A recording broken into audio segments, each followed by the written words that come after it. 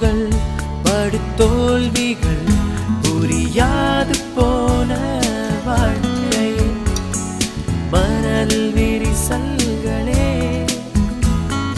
கலக்கங்கள் மனக்கசப்புகள் தவிப்புகள் பல திகைப்புகள் உதிர்ந்து போன கனவுகள் உயிரில் உயிரில்லையே உலகம் வெறுக்கின்றதே உணர்வில் சுகமில்லையே உன்னை வழி காட்டிட யாரும் இங்கில்லையே.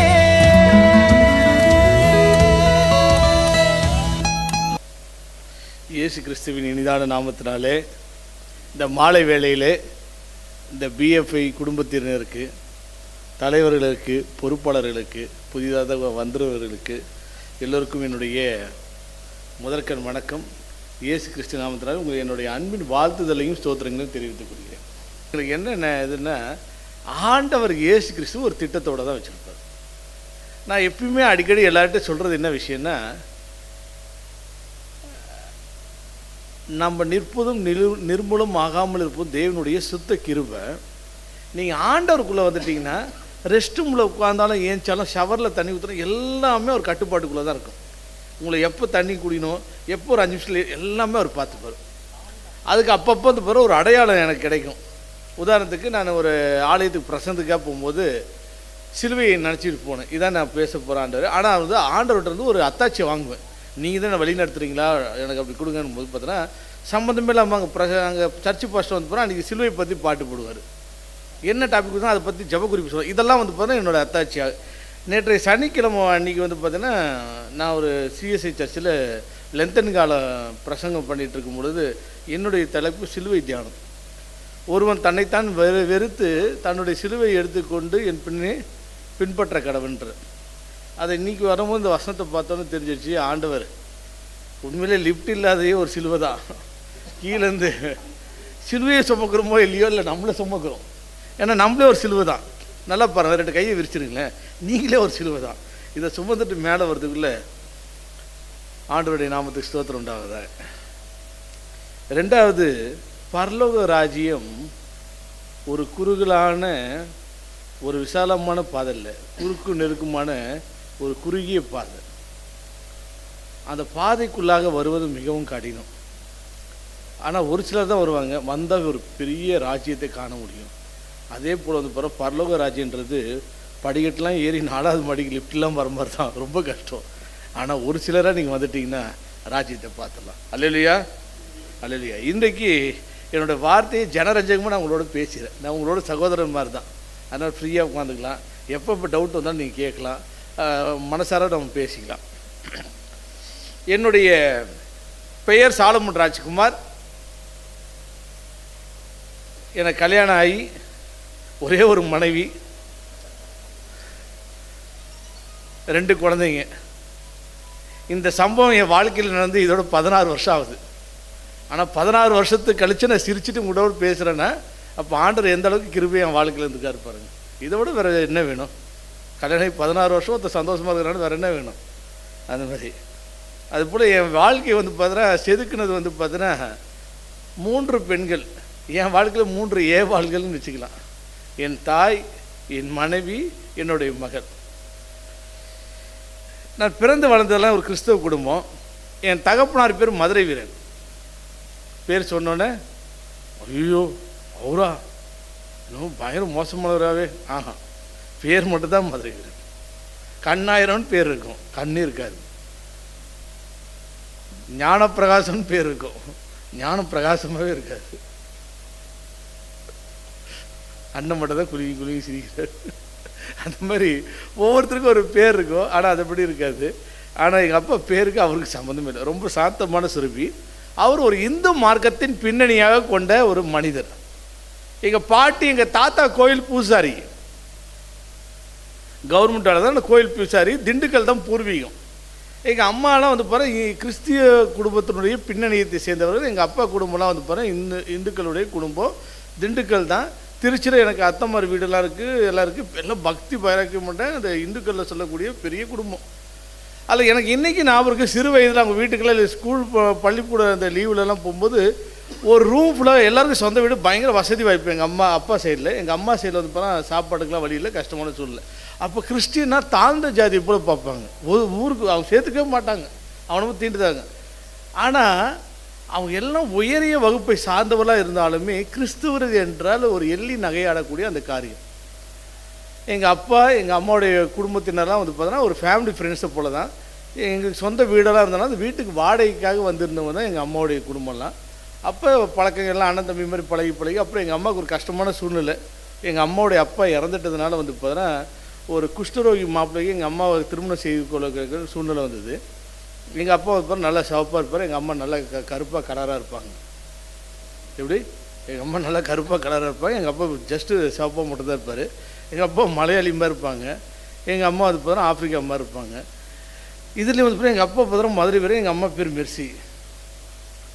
ஆனால் மதுரையுடன் வாழ்க்கையிலும் மெர்சி கிடைக்கணுன்றது ஆண்டோடைய சித்தமாக இருந்திருக்கு. எப்படி? மதுரையூரின் வாழ்க்கையில் மெர்சி கிடைக்கணுன்றது ஆண்டோடைய சித்தமாக இருந்திருக்கு. அவ்வாறாக திருமணம் செய்து கொள்ளும்போது ஊரில் ஏற்றுக்கலன்னு வரும்போது அவங்க புறப்பட்டு சென்னைக்கு வந்துட்டாங்க. அதாவது ஒரு கரிசனையோடு திருமணம் செய்து கொண்டு வந்து விட்டார்கள். அப்போது கல்யாணம் ஆகி 4 வருஷம் குழந்தை இல்லை. கல்யாணம் ஆகி 4 வருஷம் குழந்தை இல்லை. எங்கள் அப்பா வீட்டுக்கு மூத்தவர் மதுரை வீரன் ராமச்சந்திரன், கிருஷ்ண, அதுக்கப்புறம் முருகன், பரசுராமன் சொல்லிட்டு 4 தம்பிங்க. எங்கள் அப்பா மூத்தவர் அந்த ஊரில் இருக்கக்கூடிய பெரிய தலைக்கட்டு. அது இல்லாமல் அந்த திண்டுக்கல் உள்ள அந்த காட்டு ஆஸ்பத்திரிலேருந்து இந்த ஆர்த்தி தேட்டருக்கு வரும்பொழுது அந்த தேட்டருக்கு பின்னாடி செய்து இருக்கிற லைன் வீடு எல்லாமே சொந்த வீடு எங்கள் அப்பாவுக்கு. இன்றைக்கி நம்ம ஒரு வீடு கட்டுறதே கஷ்டம். அன்றைக்கி எங்கள் தாத்தா எல்லாருக்கும் ஒவ்வொரு வீடை கட்டி வச்சுட்டார். எல்லாருக்கும் ஒரு சொந்த வீடு இருக்குது. இந்த சூழ்நிலையில் எங்கள் அப்பா வந்து பார்த்தோன்னா அவரும் வந்து பிறக்கும் பொழுது எங்கள் பாட்டி வந்து பார்த்தோன்னா வைகை ஆற்றுல கழுத்து வரைக்கும் புதைக்கப்பட்டு தவம் இருந்து இந்த புடலங்காலாம் சாப்பிட மாட்டேன், அந்த மாதிரி சில இதெல்லாம் வந்து விருப்பம்லாம் வச்சு அதுக்கப்புறம் வந்து அவர் தவத்தோடு பிறந்தவர் தான். இப்போ எங்கள் அப்பா திருமணம் செய்து கொண்டு வந்தோடனே ஒரு கிறிஸ்துவ பெண்ணை கல்யாணம் பண்ணிட்டான். ரொம்ப ஏழ்மையான குடும்பத்தில் போய் கல்யாணம் பண்ணிட்டான். ஏன்னா எல்லாருக்கும் சொந்த வீடு. எங்கள் அப்பா தனியாக ஸ்டடி ரூம் இருக்குது. அப்போ லாரி டிரான்ஸ்போர்ட், பஸ் டிரான்ஸ்போர்ட்லேருந்து ஓனர் அவங்க பொண்ணெல்லாம் கொடுக்க ரெடியாக இருக்காங்க. 40-50 சவரம் அப்போ போட்டு. ஆனால் எங்கள் அப்பா திடீர் சாப்பாட்டுக்கே வழி இல்லாத பெண்ணை கல்யாணம் பண்ணியிருக்காரு. கிறிஸ்துவ பெண்ணை கல்யாணம் பண்ணியிருக்கிறாரு. அதுவும் ஒரு வசதி இல்லாத பெண்ணை கல்யாணம் பண்ணியிருக்காரு. அதில் பிறகு கருப்பாக இருக்கக்கூடிய பெண்ணை கல்யாணம் பண்ணியிருக்காரு. அப்போ எவ்வளோ கோவம் இருக்குது பாருங்கள். இதெல்லாம் வந்து முடிச்சிட்ட பிறகு 4 வருஷமாக குழந்தை இல்லை. 4 வருஷமாக குழந்தை இல்லைன்னு தெரிஞ்ச உடனே என்ன ஆகுது, ஆட்டோமேட்டிக்காக அந்த காலத்தில் 2 கல்யாணம் பண்ணுறது தப்பு இல்லை. குழந்தை பாக்கியம் இல்லைன்னா இன்னொரு கல்யாணம் பண்ணி ஆகணும். எப்படிங்க? குழந்தை பாக்கியம் இல்லைன்னா இன்னொரு, ஏன்னா அந்த குடும்பத்தின் வாரிசுன்னு ஆகுது. ஏன்னா அவர் வீட்டுக்கு மூத்தவர். அடிக்கடி வந்து போகிற சென்னையிலேருந்து எங்கள் அப்பா திண்டுக்கலுக்கு வர வந்துட்டு போகிறாரு. பக்கத்தில் ஒரு மலையாளி அம்மா டீச்சர், அவர் சக்கச்சவேன்னு இருக்காரு, நீங்கள் என்ன இவ்வளோ கருப்பு, எப்படி உங்களுக்கு செட் ஆச்சு இப்படி சொல்லிகிட்டே இருந்தது. நம்ம திடீர்னு சொல்லிச்சு அடிக்கடி அவர் போகிறாரு, உங்களுக்கு வேறு குழந்தை இல்லை, சீக்கிரம் அவருக்கு 2வது கல்யாணம் பண்ணிடுவாங்க டீச்சர், ஜாக்கிரதைன்னு சொல்லி பயம் ஊற்றிட்டே இருந்தது. எங்கள் அம்மாவுக்கு வேறு பயந்த சாபம். அப்போ எங்கள் அம்மா சொன்னாங்க, பைபிளில் ஒரு அம்மா இந்த மாதிரி அழுது ஜெபம் பண்ணிச்சு, ஆண்டவர் அந்த ஜெபத்தை கேட்டு ஒரு குழந்தைய கொடுத்தது போல் எனக்கும் ஒரு பையனை கொடுப்பாரு, அந்த பையனுக்கு நான் சாலமோன்னு பேர் வைப்பேன்னு சொல்லிட்டு எங்கள் அம்மா சொல்லிச்சு. அதை வரைக்கும் சொல்லி விட்டுருந்தா பரவாயில்ல. கூட ஒரு டைலாக் எக்ஸ்ட்ராவும் போட்டாங்க, நீங்கள் கும்புற மாதிரி கல்லும் மண்ணெல்லாம் நாங்கள் கும்புறதுல நாங்கள் கும்புறது உயிருள்ள கடவுள்ன்ட்டாங்க. இப்போ பிரச்சனை குழந்தை போகிறதா இல்லையான்லாம் இல்லை, நீங்கள் கும்புற மாதிரி கல்ல மண்ணை கும்பிடல, உயிருள்ள கடவுள்னா. இந்த மலையாளி அம்மா தெருவாக போயிடுச்சு. உங்களுக்கு சந்ததி தெரியுமா, அந்த டீச்சர் இருக்கிறாங்கள, இப்போ அந்த சவப்பாக ஒரு வீட்டுக்கார கல்யாணம் பண்ணி வந்தாங்கல்ல, அவங்க சொல்கிறாங்க ஏன் குழந்தை இல்லை சொன்னாங்கன்னா, எங்கள் கடவுள் கொடுப்பாரு, எங்கள் கடவுள் வந்து போகிற உங்களை மாதிரி கல்லும் மண்ணும் கிடையாது, உயிருள்ள கடவுள்.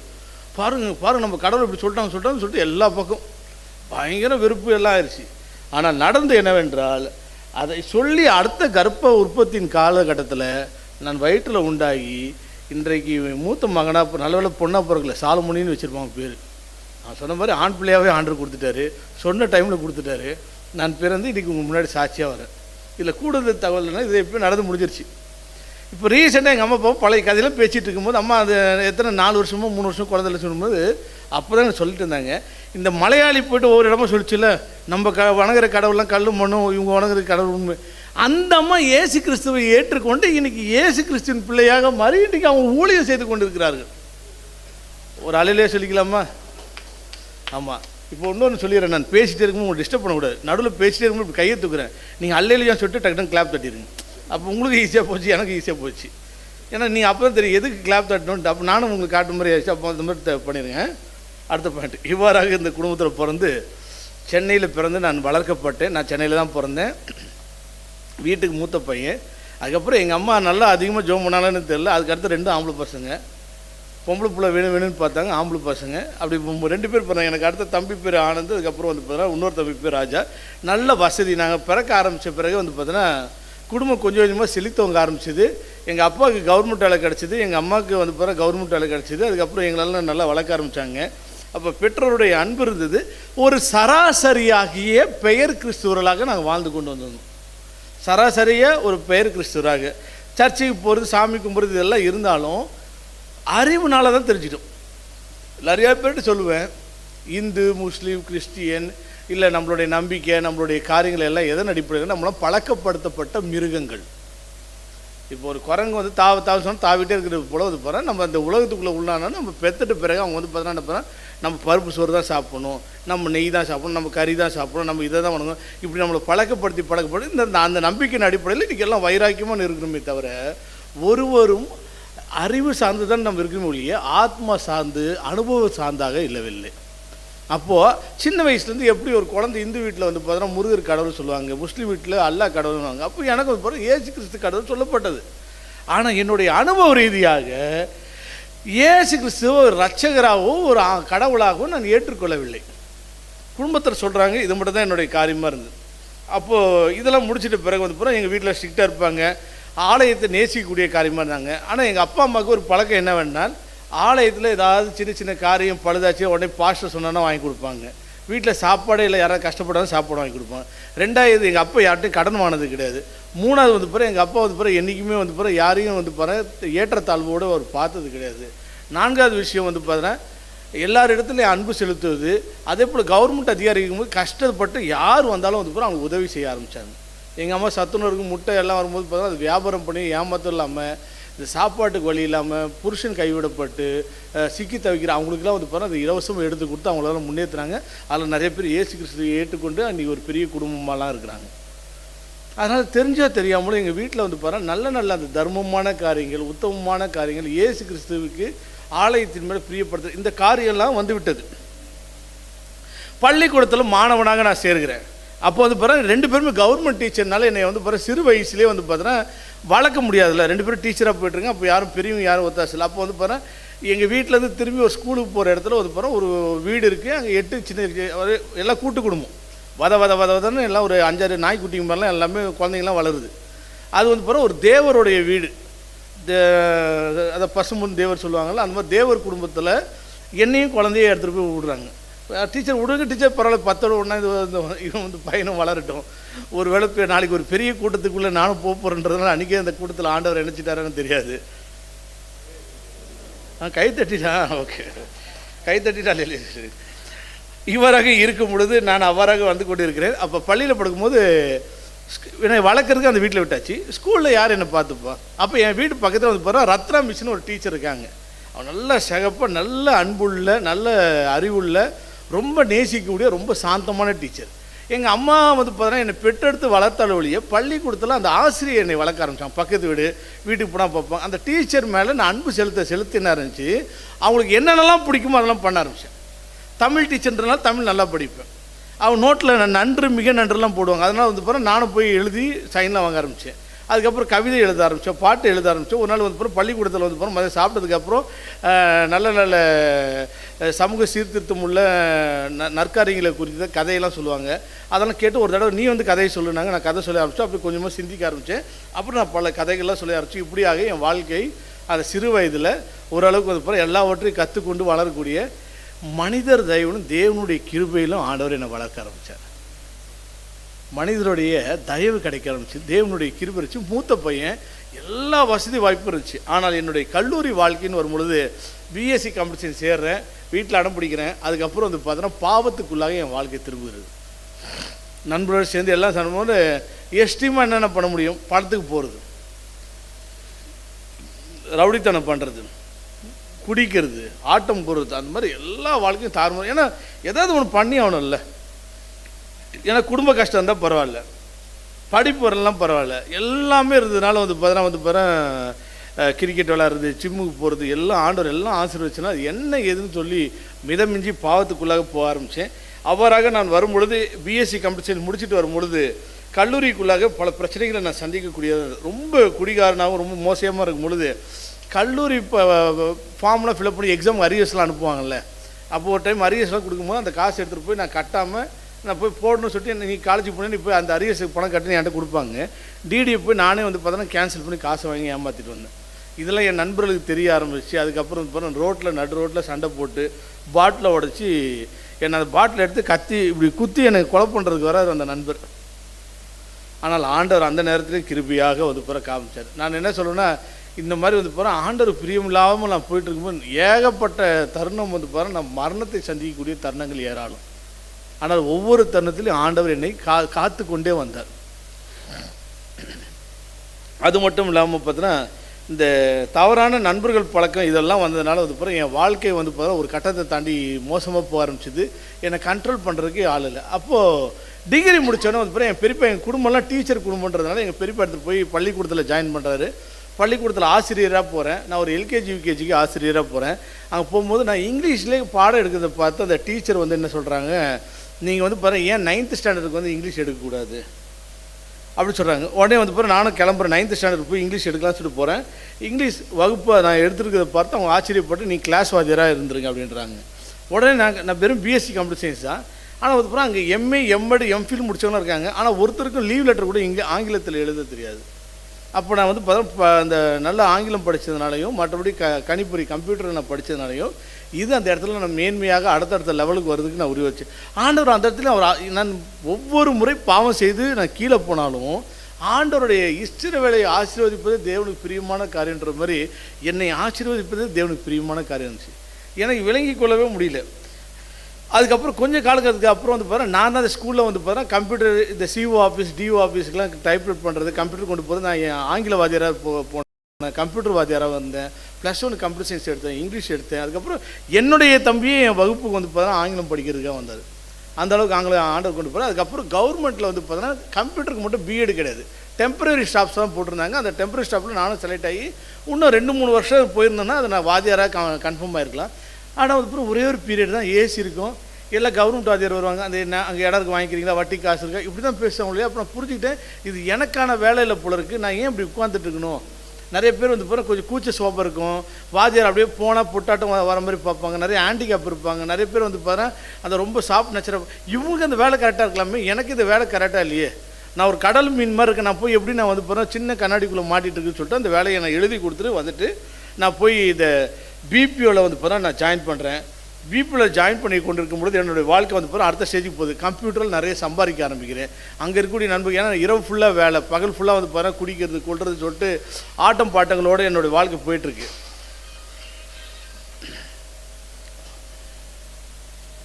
அவ்வாறாக போய் கொண்டு இருக்கும் பொழுது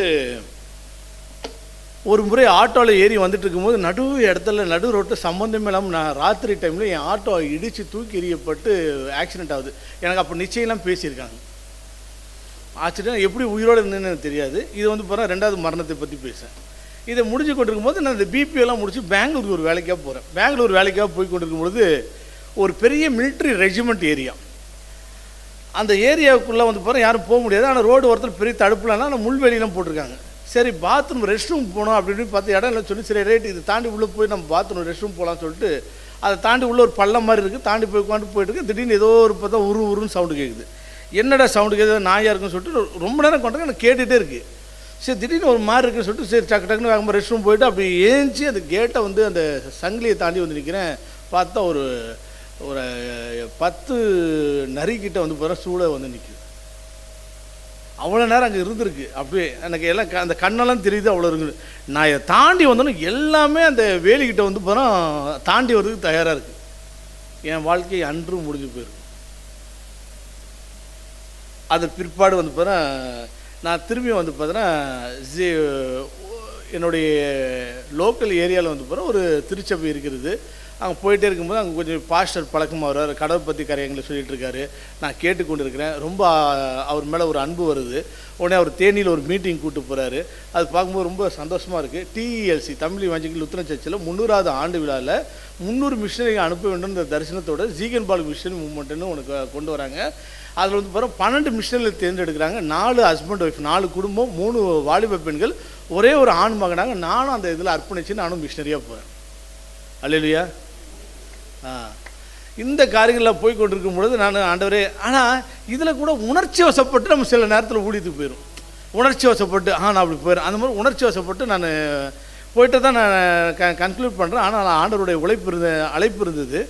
அப்படி நான் போய் கொண்டிருக்கும் போது எல்லாத்துலையும் போனேன், பைபிள் காலேஜுக்கு போனேன், படித்தேன், எல்லாம் ட்ரெயின் அப் பண்ணி வந்தேன். ஒரு லிமிட்டுக்கு மேலே இந்த உலகத்தின் பிரச்சனைகள், அதாவது வெளியே தான் பிரச்சனை, ஊழியத்தில் வந்து எல்லாம் நல்லா இருக்குன்னு நினச்சா வெளியே விட ஊழியத்தில் தான் பெரிய பெரிய பிரச்சனை இருக்குது. பிடிச்ச பிசாசை கூட நம்ம துரத்திடலாம், படித்த பிசாசை துரத்த முடியாது. வெளியில் இருக்க பேயை கூட துரத்திடலாம், ஆனால் ஊழியத்தில் இருக்க பிசாசை துரத்தவே முடியாது. அது போல் ரொம்ப என் வாழ்க்கையை சின்ன பணமாக எனக்கு அதை ஃபேஸ் பண்ண தெரியல. டக்குன்னு வந்துட்டதுனால வந்து போகிறேன். அப்போ தான் விடலை பருவம். அப்போ கொஞ்சம் தான் அந்த விசுவாசத்தோடு இருக்கிறேன். அப்போ எனக்கு வைராக்கியமாக எனக்கு கொண்டு வரதுக்கெலாம் இல்லை. ஒருவேளை ஆயர் படிப்பு போயிருந்தால் கூட ஒரு 5 வருஷம் பைபிள் காலேஜெலாம் முடித்து கொஞ்சம் அடிப்பட்டு சபைகள்லாம் போய் இந்த மிஷினரி பயங்கரமாக அடிக்கப்பட்டு நான் முதல்ல மிஷினரியுடைய வாழ்க்கையில் எனக்கு கொடுக்கப்பட்ட பணித்தளம் சமயபுரம். நான் திருச்சியில் தான் அப்பாயின்ட் பண்ணானே. இதே ஜோசப் அந்த கண் ஆஸ்பத்திரி இருக்கக்கூடிய டிஎல்சியுடைய பிஷப் ஆஃபீஸில் தான் எனக்கு இது பண்ணாங்க. இங்கே தான் நான் இதாகிட்டு வந்தேன். இதே ரோட்டில் சுற்றிக்கிட்டே இருந்தேன். இவ்வாறாக இருந்து கொண்டு இருக்கும் பொழுது சம்பளமும் கொடுக்க மாட்டாங்க. அப்படி இருக்கும்போது என் வாழ்க்கை திரும்பியும் பாவத்துக்குள்ளாக நவர ஆரம்பிச்சது. இந்த மிஷனரியாக இருந்த பிறகு கூட கொஞ்சம் கொஞ்சமாக சரியான கைடன்ஸ் இல்லை, இது இல்லை, சம்பளம் இல்லை, அது இல்லை அப்படின்னு பண்ணும்போது கொஞ்சம் கொஞ்சமாக வந்து பார்த்தோன்னா திரும்பி சிகரெட் பிடிக்க ஆரம்பித்தேன். திரும்பியும் வந்து பார்த்தா அந்த மலைக்கோட்டை பக்கத்தில் இந்த தேட்டர்லாம் இருக்கும், இந்த பாலத்து ஏரியாங்கிற அந்த தேட்டருக்குலாம் நைட் ஷோலாம் போய் ஆரம்பித்தேன். அப்படியே ரெட்டை வேடம் நடித்து ஒரு கிறிஸ்துவ வாழ்க்கையை நான் வாழ்ந்து கொண்டுறேன். ஊழியத்துக்கு வந்து பார்த்தோன்னா சரியான படி இல்லைனால ஊழியத்தில் இருக்குன்ற பேரில் வாங்கிக்கணும். அது ரொம்ப நாள் நிலைக்கல. திரும்பி அதை தூக்கி போட்டு நான் ஊருக்கு போய்ட்டு நான் பழையபடி வேலையை பார்க்குறேன்னு சொல்லிட்டு திரும்பி வந்து பார்த்தோன்னா நான் வந்து ஒரு கம்பெனியில் போய் வந்து பார்த்தோன்னா ஒரு சேல்ஸ் எக்ஸிக்யூட்டிவாக மாறுறேன். சென்னையில் ஜூடி எக்யூப்மெண்ட் ப்ரைவேட் லிமிடெட்ன்ற கம்பெனியில் வந்து போகிறேன். இந்த தராசு தயாரிக்கக்கூடிய அந்த கம்பெனியில் வந்து பார்த்தோன்னா நான் ஒரு சேல்ஸ் பர்சனாக போகிறேன். ஆனால் நான் நல்லா வைராக்கி, எனக்கு வேலை செய்கிறது ரொம்ப பிடிக்கும். அப்போ முதல்ல நான் அதுக்கு முன்னாடி ஒரு இடத்துல வேலை செய்ய போகும்போது பார்த்தா டேட்டா என்ட்ரி ஆப்ரேட்டர் போனால் பார்த்தா மூட்டை தூக்க விட்டாங்க. என்னங்க டேட்டா என்ட்ரி, அது பொண்ணுங்களுக்கு தான் அந்த வேலை. அப்போ எனக்கு போய் மூட்டை தூக்குன்னு சொல்லிட்டு தெருவா போய் மூட்டையெல்லாம் தூக்கிட்டு வருது. அதுக்கப்புறம் சைக்கிளை வந்து பார்த்தா ஃபோன்லேயே ஆர்டர் பண்ணோம், சூப்பர் சூப்பர் மார்க்கெட்டுன்ட்டு. அப்போ பெரிய பெரிய அண்ணா நகரில் பெரிய பெரிய பணக்காரங்க வீடு, எனக்கு இது வேணும் 2 மூட்டை நிறையா அவங்க வீட்டு மளிகை சாமான் எடுத்துகிட்டு போய்ட்டு இவ்வளோ பெரிய பில் இருக்கும். அந்த பில்லெல்லாம் செலக்ட் பண்ணி எல்லா ஐட்டம் வந்துச்சுன்னு எல்லாத்தையும் கொடுத்து முடிச்சுட்டு கடைசியாக போகும்போது ஒரு 10 ரூபா 20 ரூபா டிப்ஸ் கொடுப்பாங்க. அந்த டிப்ஸ் கொடுத்தா பெரிய விஷயம். அந்த டிப்ஸ் கிடைக்குமான்னு சொல்லிட்டு எங்கள் அப்பா அம்மா கவர்மெண்ட் ஜாப்பில் இருந்தாலுமே வந்து பார்த்தோன்னா அந்த வேலையில் வந்து பார்த்தோன்னா நான் சோம்பேறித்தனமாக இல்லை, நம்ம சொந்தமாக சம்பாதிக்கணும், சொந்தமாக உழைக்கணும்னு சொல்லிட்டு அந்த இடத்துல என்னுடைய காரியங்கள்லாம் இருந்தது. இதை மட்டும் இல்லாமல் பார்த்தா ஜூடி எக்யூப்மெண்ட்டில் நான் போய் சேர்ந்த மாதிரி சென்னை வட சென்னையிலே கொருக்குப்பேட்டையில் தான் எனக்கு அந்த வேலை கிடச்சிது. சென்னை இந்த படத்தெல்லாம் காட்டுறோம், வட சென்னை அப்படின்றது வரும்போது பார்த்தோன்னா ஒரே பாக்கு வெத்தலையை போட்டுட்டு துப்பிக்கிட்டு வச்சுக்கிட்டு கூச்சிக்கிட்டு ஒரே காப்ராவாக இருக்கும். அந்த ஏரியா ஃபுல்லாக ஒரே பிரச்சனையாக இருக்கும். நான் அங்கே போயிட்ட பிறகு எனக்கு என்னென்னா எனக்கு வாசல்லாம் பெருசாக திறக்கப்பட்டதான் நினச்சிட்டேன். நல்ல ஒரு ஸ்போர்ட்ஸ் பைக் வச்சுருந்தேன், முறுக்குன்னா பறக்க வண்டி. டெய்லி வந்து போனால் வேலை செஞ்சுட்டு நடுவில் தான் ஜங்ஷன் இருக்கும். அந்த இடத்துல வந்து போனால் ஃபுல்லாக வயிறு முட்டை குடிக்கிறது. மதியானம் எப்பப்போ டைம் கிடைக்கும் நல்லா குடிக்கிறது. என்னை பார்த்தா நிறைய நண்பர்கள் சேர ஆரம்பிச்சிட்டாங்க. எல்லாம் என்னை பார்த்தா சல்யூட் வைக்க ஆரம்பித்தாங்க. அப்படியே ஏன் எனக்கு அந்த இடத்துல எனக்கு பேர் வந்து பாரு மாஸ்டர்னு பேர் வச்சாங்க. இப்போ விஜய் படம் பேர்லாம் வருது மாஸ்டர், அந்த மாஸ்டர் நான் அப்பயும் மாஸ்டர் வாங்க. ஒருத்தர் என் கூட குடிக்கிற என்ன சார் மாஸ்டர்ன்றாங்க, நீ கராத்தே மாஸ்டரா, உன்னதுக்கு டான்ஸ் மாஸ்டரா? இல்லை இவர் மாஸ்டர். என்ன மாஸ்டர்னா எந்த சரக்குக்கு எவ்வளோ தண்ணி ஊற்றணும் என்ன சார். கோயம்புத்தூர்லேருந்து ஃபோன் பண்ணாங்க, அரே ஜி என்ன சொல்லுங்கள், என்ன சரக்கு வாங்கலாம் ஜி? இந்த 85 ரூபா சரக்கு வாங்க, இதில் வாங்குங்க, அது கூட வந்து பிறகு இந்த தண்ணியை ஊற்றுங்க, அது கூட இந்த திராட்சையை சாப்பிடுங்க, இதுக்கு இந்த சைடிஷ் எடுத்துங்க, இதுக்கு இப்படி போகணும் அவ்வளோ தான் ரொம்ப சந்தோஷம். அது போல் எனக்கு மறக்கவே மறக்காது. எனக்கு ஒரு தடவை நான் சொல்லி மறக்கவே மறக்காது. தெய்வத்தில் இருக்கா சார் நீங்கள் இந்த சரக்கு தான் சாப்பிடுவீங்க, எப்படி கண்டுபிடிச்சிங்க? அது கூட இந்த திராட்சை தானே சாப்பிடுவீங்க, எப்படி கண்டுபிடிச்சிங்க? 10 வருஷத்துக்கு முன்னாடி ஏதோ ஒரு இடத்துல மீட் பண்ணால் அந்தளவுக்கு பதிவு பண்ணும், அவ்வளோ தூரம். ரெண்டாவது என்னை மாஸ்டர் கூப்பிட்றதுக்கு என்ன காரணம்னா, எவ்வளோ குடித்தாலும் என் பேச்சு மாறவே மாறாது. பயங்கர ஸ்ட்ரிக்டாக. ஏன்னா ஜிம்முக்கெலாம் போய் உடம்புலாம் நல்லா கடிச்சாக வச்சுட்டு நல்ல வயிறு முட்டை குடித்தாலும் பயங்கர தெளிவாக இருப்பேன், கரெக்டாக பேசுவேன். யார்கிட்டையும் கடன் வாங்கிட்டு ரோட்டில் உருண்டு பரண்டு வாந்தியெல்லாம் எடுக்கவே மாட்டேன். அதனால் என்னடா இவர் காலையிலேருந்து குடிக்கிறார், எல்லாத்தோட அதிகமாக குடிக்கிறார், ஆனால் தைரியமாக இருக்கிறார். இப்படி அப்போ இவர் தான் நம்மளுக்கு மாஸ்டர் சொல்லிட்டு எல்லோரும் இப்போ நம்ம பட்டம்லாம் கொடுக்குறாங்கல்ல, இளையராஜா, அதுக்கப்புறம் வந்து பார்த்தோன்னா இது இனிஷிய மன்னர், அந்த மாதிரி அன்றைக்கி எனக்கு கொடுத்த பட்டம் வந்து பார்த்தோன்னா மாஸ்டர். ஆனால் உண்மையான மாஸ்டர் யாருன்னா நசரேயனாகிய இயேசு கிறிஸ்து. அவர் தான் உண்மையான மாஸ்டர், அவர் தான் நல்லா வழிபடுத்தக்கூடிய மாஸ்டர் அப்படின்றது எனக்கு கொஞ்சம் கொஞ்சமாக புரியறதுக்கு அப்போ எனக்கு வாய்ப்பு இல்லை. அந்த தருணத்தில் நான் சொன்னேன்ல, உங்கள் எல்லோரும் சந்தோஷப்படுத்தக்கூடிய அந்த சம்பவம் நடக்குது. எனக்கு திருமணம் ஆகுறது. லவ் மேரேஜுக்கும் அரேஞ்ச் மேரேஜுக்கும் ஒன்று தான். நீங்களாக போய் இடத்துல வந்தீங்கன்னா லவ் மேரேஜ், 4 பேர் சேர்ந்து தள்ளி விட்டு அரேஞ்ச் மேரேஜ். எப்படி நோட் பண்ணி வச்சிங்க, நாளைக்கு பண்ணி ஏதாவது கல்வெட்டில் கூட போனீங்கன்னா கூட மலைக்கோட்டையில் கூட செதுக்கிட்டு வந்துடலாம். ரைட்டுங்களா? நீங்களா போய் அதில் நீங்களாக மண்ணை மாதிரி தலையில் கொட்டினா லவ் மேரேஜ், 4 பேர் லாரியில் மண் எடுத்துறதுக்கு ஓட்டினாங்கன்னா அது அரேஞ்ச் மேரேஜ். ஆக மொத்தம் மண்ணை கொட்டியாச்சு. ஆனால் அந்த மண்ணை கூட கோட்டையாக ஆண்டவர் இயேசு கிறிஸ்து கட்டி உங்களை ராஜாவாக வைக்கணும். என்னடா இவர் திட்டுறாரா இல்லை புகழ்றாரா, இப்படி வராரு இல்லை, இந்த மாதிரி வாழ்க்கையில் கூட ஆண்டவர் அவ்வாறாக சந்தோஷத்தை கொடுக்க முடியும் என்பது தான் என்னுடைய நம்பிக்கை. இப்போது எனக்கு திருமணம் ஆன பிறகு தான் அடுத்த கேரக்டர். ஏன்னா வந்து போகிறேன் மாப்பிள்ளை பார்க்கும்போது தெரியும்ல, ஒரு போய் 2 போயெலாம் இல்லை, பையன் நான் 30,000 சம்பாதிக்கிறேன், நல்ல ஐடி ஜாப், ஒன்றுமே கிடையாது. என் கல்யாணம் ஆகும்போது என் வேலையை ரிசைன் பண்ணிட்டு தான் கல்யாணமே பண்ணுறேன். ஆனால் என்ன எங்கள் அம்மா பண்ணான ஒரே ஒரு விஷயம், சென்னையில் எவ்வளோ பொண்ணெல்லாம் பார்க்காம கடவுளுக்கு பயப்படுற குடும்பத்துலேருந்து ஒரு பொண்ணை பார்க்கணும்னு சொல்லிட்டு எனக்கு ஈரோட்டில் இருக்கக்கூடிய ஒரு பொண்ணை பார்த்து, அதாவது விசுவாசி குடும்பத்துலேருந்து பார்த்து எங்கள் சர்ச்சுக்கு வந்து போகிறேன். எங்கள் வீட்டுக்கு மேலே ஒரு பாஸ்டர் குடியிருந்தார், ஜெரேமியான்ட்டு. இங்கேயே ஒரு ஜெரேமியா, சசி ஜெரேமியா. ஆனால் என் வாழ்க்கை ஃபுல்லாக இந்த ஜெரேமியாக்கள்னால தான், பல இறைமியாக்கள்னால தான் என் வாழ்க்கை மாறிக்கொண்டிருக்கிறது. இவ்வாறாக இருக்கும்பொழுது அது ஜெரேமியான்றவர் அவங்க வீட்டுக்கு வந்து கவுன்சிலிங், அப்போ ஃபேமிலி ஃப்ரெண்டாக இருக்கும்போது, அப்புறம் கொஞ்ச நாளுக்கு அப்புறம் உங்கள் மகளை என் பையனை கொடுக்குறாங்கன்னு சொல்லிட்டு நிறைய பேர் என்ன சென்னையில் இல்லாத பொண்ணா எவ்வளோ அழகழகாக இருக்குது ஏன். ஆனால் எங்கள் அம்மா வந்து பார்த்து பண்ண, எங்கள் அம்மா பண்ண ஒரே ஒரு நல்ல விஷயம், என்னை பெற்றதுன்னு சொல்லக்கூடாது, எனக்கு அந்த பொண்ணை பார்த்து கொடுத்தது தான். ஆனால் அந்த பெண்மணி என் வாழ்க்கையில் வந்த பிறகு தான் ஏகப்பட்ட அடி, ஏகப்பட்ட உதை, ஏகப்பட்ட பிரச்சனை. ஆனால் இதெல்லாம் என்னை ஒரு மனுஷனாக மாற்றுச்சு. அல்லேலூயா. என் மனைவியினுடைய பேர் இலக்கியா, என்னுடைய முதல் மகள் பேர் ரச்சன்யா, அடுத்த பொண்ணு பேர் காருண்யா. யாலே முடியும். என் மச்சனிச்சு பேர் அபிநயா. எல்லாம் வந்து பார்த்தா ஆண்டோட கிருபிலே தமிழ் பேரில் வைக்கணும்னு ஆசைப்பட்டேன், எனக்கு கொடுத்தாரு.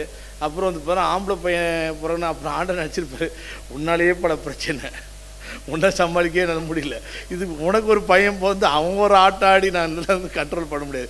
ஏன்னா 2ஆம் வருகை சீக்கிரம் வரப்போகுது, அதுக்குள்ளே நான் மனம் மாதிரி நான் ஊழியம் பண்ணுறதே பெரிய ட்ராஜடியே. அதனால் மகனே உனக்கு பிறந்தான், அப்போ அவன் பின்னாடி நீ ஓடிட்டுருக்கணும், அதெல்லாம் வேண்டாம், நீ ஒருத்தனே போதும் சொல்லிட்டு எனக்கு கொடுத்து வந்து பார்த்தோன்னா அழகான 2 பெண் குழந்தைகளை கொடுத்துருந்தார். இப்போ பெரியவ 10th ஸ்டாண்டர்ட் இப்போ எக்ஸாம் எழுதிட்டுருக்கேன், நாளைக்கு மேக்ஸ், அதுக்காக நீங்கள் ஜெபிச்சு கொடுங்க. சின்ன பொண்ணு வந்து பிறகு 8th ஸ்டாண்டர்ட் படிச்சுட்ருக்காங்க. என் ஒய்ஃப் வந்து பிறகு DTEd teacher training, MA MEd எல்லாம் முடிச்சுட்டாங்க. எம்ஏ இங்கிலீஷ் லிட்டரேச்சர் முடிச்சு பிஎட் முடிச்சுட்டாங்க. இப்போ அதை டெட் எக்ஸாம் எழுதி பாஸ் பண்ணிட்டாங்க. இப்போ 2வது கட்டத்துக்காக அவங்க வெயிட் பண்ணிகிட்ருக்காங்க. இந்த மாதிரி என்னுடைய சந்தோஷமான திருமண வாழ்க்கை போய் கொண்டிருக்கும் பொழுது நான் ஒரு ஆக்டிங் கிறிஸ்டியனாக நான் இருந்து கொண்டு இருக்கிறேன். ஒரு என்ன சொல்கிறாங்க, ஒரு கிறிஸ்தவனாக நான் நடித்து கொண்டு இருக்கிறேன். நான் தண்ணி கொஞ்சம்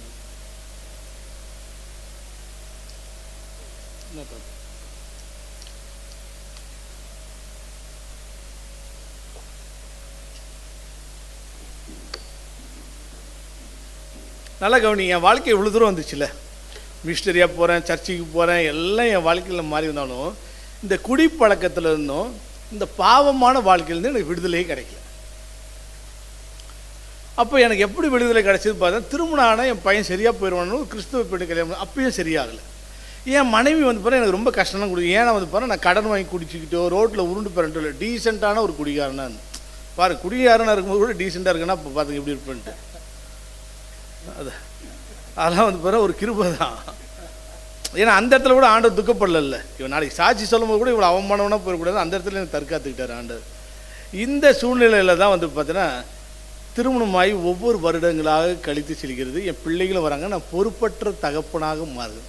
கணவனாக இருந்த வரைக்கும் பிரச்சனை இல்லை, பொறுப்பற்ற தகப்பனாக மாறுகிறேன். இப்போ நான் சொந்த ஊர்லேருந்து ஈரோடுக்கு வந்துட்ட பிறகு திருப்பூருக்கு போகிறேன், அங்கேருந்து தூக்கி எறிய போகிறேன். திரும்பி ஈரோடு வர பிறகு பார்த்தீங்கன்னா காலையிலேருந்து சாயங்காலம் வரைக்கும் குடிக்கிறது தான் என்னுடைய வேலை. குடிக்கிறது தான். காலைல 10 மணி கடையை தந்தாச்சுன்னா போய் உட்காந்துடணும் சாயங்காலம் வரைக்கும். இதில் நான் செய்கிற ஒரே ஒரு ஆண் மகனாகவோ கணவனாக செய்கிற வேலை என்னென்னா, அந்த 2:30 மணி வரைக்கும் குடிச்சிட்டு அப்படியே தலையெல்லாம் சுற்றி மயக்கம் போடனால திரும்பி வந்து கழுவிலாம் விடுவாங்க ஒயின் ஷாப்பு. அது திரும்பி 6 மணிக்கு இது பண்ணுது. அந்த டைம் வீட்டுக்கு வந்து என் குழந்தைங்களை ஸ்கூல்லேருந்து கூப்பிட்டு வர தான் வேலை.